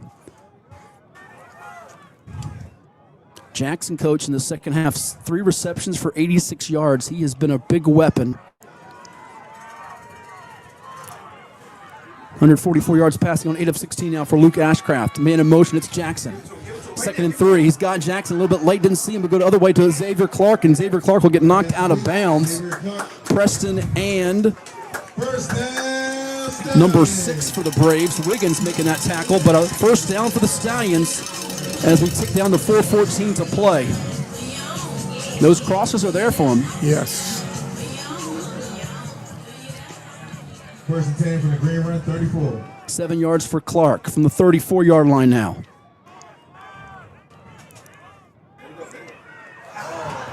Incomplete as the Braves prevent Green Run from getting closer to midfield with 4:11 to go.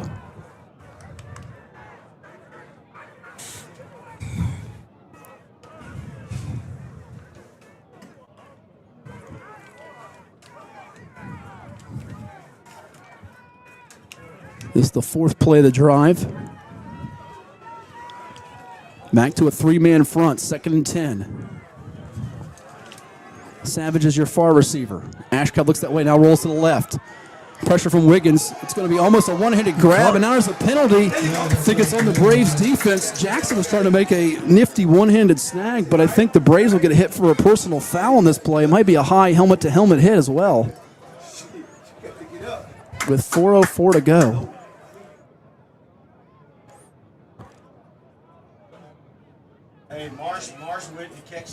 Ashcraft is starting to settle in now offensively for this Green Run offense. Yeah, it looks like he's lost some of that nervousness he had early on. Well, let's be honest, first region championship coming in from Kellum this year. He's certainly playing in a big moment, big spotlight here, and he's starting to find his weapons and use them to his disposal. This penalty is going to go against the Braves, and it's going to be decline the first one, but then the second one, the personal foul, because it's a 15-yarder, will be accepted while the holding's not. So Indian River's catching up to Green Run when it comes to the penalties now. 15-yard penalty. First down, Stallion. 8 flags for 67 yards compared to 13 for 96 for Green Run. 4:04 to go. 1st and 10 from their own 49 for the Stallions. 3 receivers to the right. Ashcraft gets the low snap. Pressure's coming. Billingsley almost gets to him. Ashcraft escapes it. Falls loose. It's a fumble. And it's going to be recovered by Indian River number 58, Corey Sanderlin. Got on it as Ashcraft. It almost was the tuck rule, coach, but he dropped it instead of trying to pump it. And the Braves have a huge takeaway with 3:54 to go. The first turnover of the day for Green Run comes at the absolute worst time. Corey Sanderlin recovered it, but how about the pressure from number 54, senior lineman Christopher Billingsley, causing it as he was right there, making Ashcraft have to step up and make a decision. Now Green Run has 3 timeouts with 3:54 to go. They can run some clock,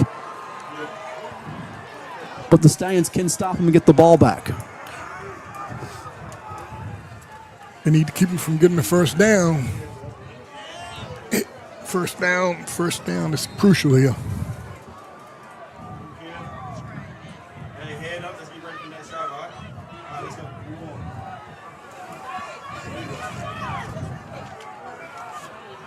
Here's the handoff up the middle. You see Cam Johnson among those green shirts stopping the Indian River ball carrier. Cam Johnson. They've been using both Pope and Battle here. No gain, it looks like, for Pope.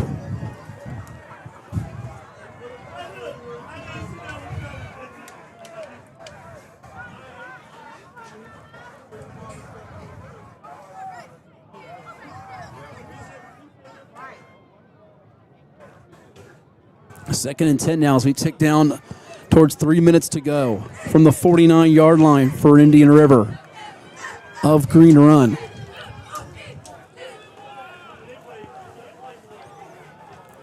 And Green Run can't just load the box because the Braves do have that ability to throw over top. Yes. Here's the pass over the middle, and Haru's going to put it on the money for a first down to allow them to burn some clock. And just like that, they take their guard down, and it's completed on a deep inside slant to Elijah Boggs. So Boggs gets 10 to the 39. 2:51 left in the fourth. And a timeout is called by Green Run with 2:51 to play. Indian River 20, Green Run 14. We'll take a timeout too here on Cova Sports TV. Authentic Italian cuisine can be found in just one place in Hampton Roads, Il Giardino Ristorante in Virginia Beach. Il Giardino offers veal, seafood, chicken, pasta, vegetarian, and pizza creations. Add the sounds of the piano bar and lounge, and it's no wonder Il Giardino is such a popular local spot. Open daily at 5 p.m. CHKD We're back here on Cova Sports TV with Coach Darnell Moore. I'm Matthew Hatfield. It's the Region 5A Football Championship. A completion moments ago, a 10-yard strike to move the chains from freshman Lord Malik Haru to Elijah Boggs. Boggs has 3 catches for 60 yards and a score today. Haru, 13 of 22 for 174 yards and 3 touchdowns, shaking off the 2 first-half interceptions nicely. Yes, yes. So from the green run, 39 with 2:51 to play. Braves up by 6. Here's the handoff up the middle. Breaking away from Junius Clay, but not the second line of defense. Excuse me, breaking away from Johnson, but then it's Clay and Smith stop and battle. Beg your pardon, Pope. And it's going to be a loss of a couple here for the Indian River offense. And that second timeout is burned by Coach Brandon Williams, and we'll keep it right here with 2:42 to play. So 2nd and 12 now, 2:42 to go. Indian River, the biggest thing right now is ball security, isn't it? Just don't make sure you put it on the carpet. Is.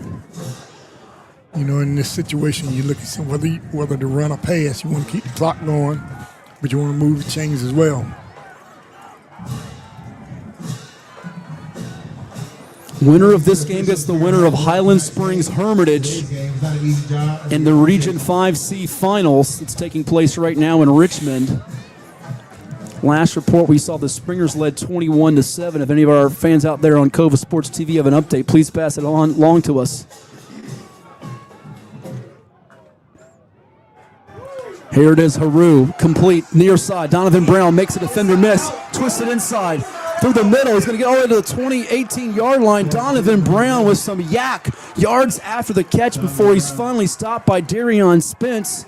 And that will give the Braves a chance to use more clock, and there's a flag at the end of the play. How about Donovan Brown twisting and turning on that run?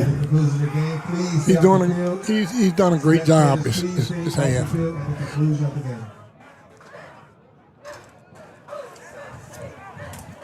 We'll see what the penalty is. Got to be unsportsmanlike.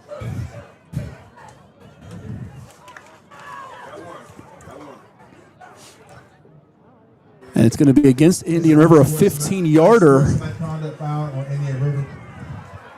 But they have a fresh set of downs. So it goes back to the 32. We got to the 17. It was a pickup of 22 for Donovan Brown.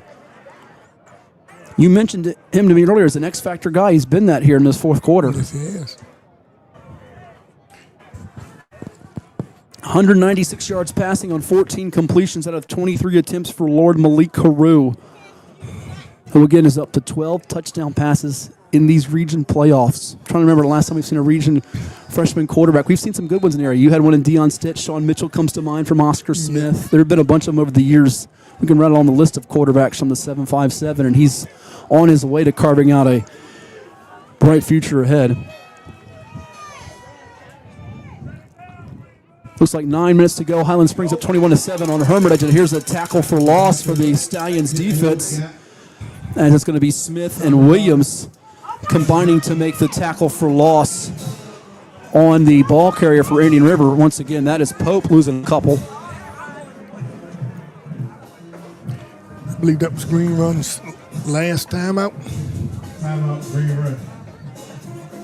Our pal Doug Ripley out there does an awesome job with the stats for Cox Watch, and really impressed with Lord Malik Haru. He's poised and can spin it, Doug says, and he got to watch him up close and personal last week as the Falcons, who had a fine year under Coach Tyler Noe, lost to this Braves team. It was 7-3 late into the third quarter. Next thing you know, boom, he erupts, and that's what happens. Indian River can erupt on you in a hurry because the Stallions, they've weathered the surges today of this green run attack that averages 41.8 points per game, Coach. But here they are, 2:10 to go. Green Run's out of timeouts.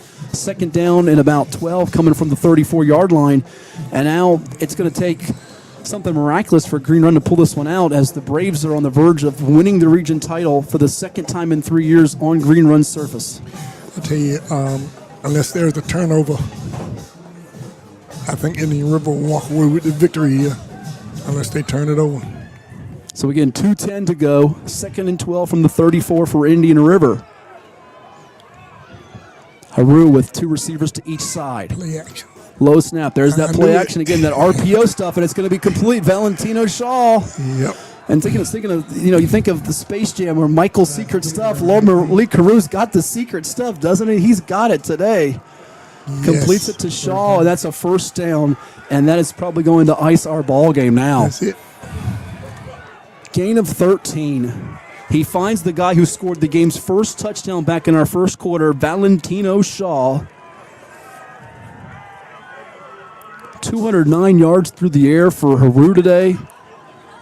And what a performance on the road against a defense giving up less than 10 points per game on the year. Why'd they stop the clock? I'm not sure why they stopped the clock with 1:44 to go. They're going to wind it now. It's just like you said, the officials must have heard you. Why did they stop the clock? And Indian River is going to pull it off. They're just a couple of kneels away from winning the Region 5A football championship right here on Cova Sports TV.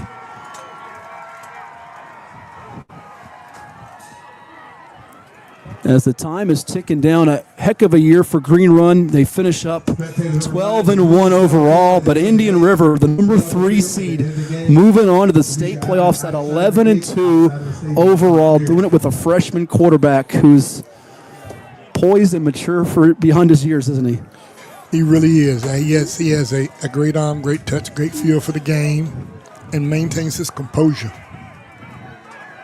So Indian River, if the score holds, they'll be going to Richmond to take on Highland Springs in the state semis at Victor W. Kreider Stadium next Saturday. Braves have played Highland Springs before in a state semifinal. For those that are wondering, you just have to go back to when Glenwood Farabee led them to the state playoffs. Glenwood Farabee, now the coach at Tallwood, who incidentally was the quarterback back in the 1990s at Green Run. Highland Springs won that matchup 35-10 in 2015. But 25 seconds to go, and the Braves fans are celebrating here in Virginia Beach. They come from Chesapeake, and this last knee will mean Green Run watches its season come to a close. A bitter ending, 20-14. They battled back from deficits of 7 points on 2 occasions, but Indian River, they fought off the Stallions, and they will win it as the time is running out, and Indian River wins the Region 5A championship 20-14 over the Green Run Stallions.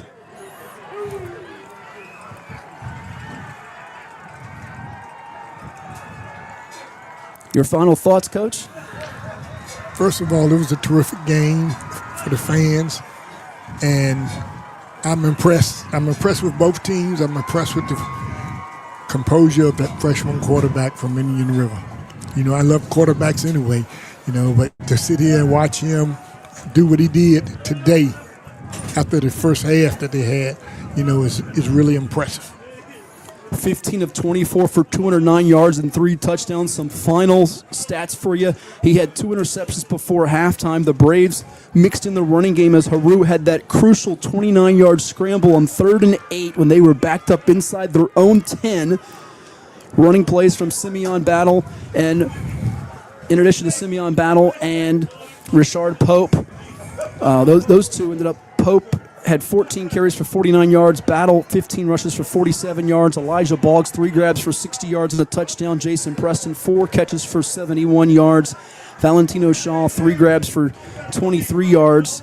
Donovan Brown, 2 receptions for 32 yards and a touchdown. For a Green Run in defeat, Luke Ashcraft, 8 of 17 for 144 yards, 2 touchdown passes. One was a 21-yard strike to Virginia Tech commit Xavier Cleveland. The other to Old Dominion commit Charles Jackson with 3 grabs for 86 yards for him. Xavier Clark, 3 catches for 26 yards. Charles Jackson, only 12 rushes for 31 yards. The Green Run running game, though, Coach Moore, I think this was really the story of the ball game because they end up in this one only rushing for a total of 39 yards.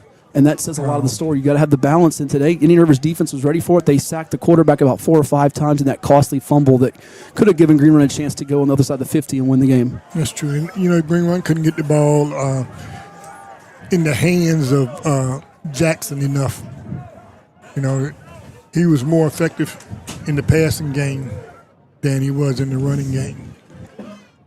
So but that was due to Indian River's defense. Sure. So the Braves will be heading on the road unless Hermitage rallies to take on Highland Springs in next week's state semifinals. Stonebridge awaits the winner of tonight's Maury and Kings Fork game. This was a lot of fun, my friend. We'll do it again sometime. It really I was. hope. I enjoyed this so much, man. For the coach, Darnell Moore, and our entire team, including Nick Senti, our producer, engineer, and the entire staff here at Green Run High School, including activities coordinator Kelly Rummel, I am Matthew Hatfield saying so long from Virginia Beach, Virginia, and Elijah Cadillac Harris Stadium, where our final score, it's Indian River 20, Green Run 14. Congratulations to the Braves who are moving on to the state football playoffs. Again, you can keep up to date with all the action when it comes to high school sports and sports around the Commonwealth on Cova Sports TV, and watch the exclusive coverage of the state championship games on the NFHS network. We say so long from Virginia Beach, Virginia.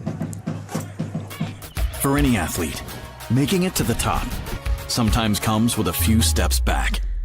That's why parents count on CHKD Sports Medicine, advanced diagnostics, treatment, and rehabilitation for sports injuries just for young athletes like yours. With convenient locations across Hampton Roads and a whole team of experts here to keep your favorite player at the top of their game. CHKD Sports Medicine. Learn more at chkd.org or call the CHKD Sports Injury Hotline.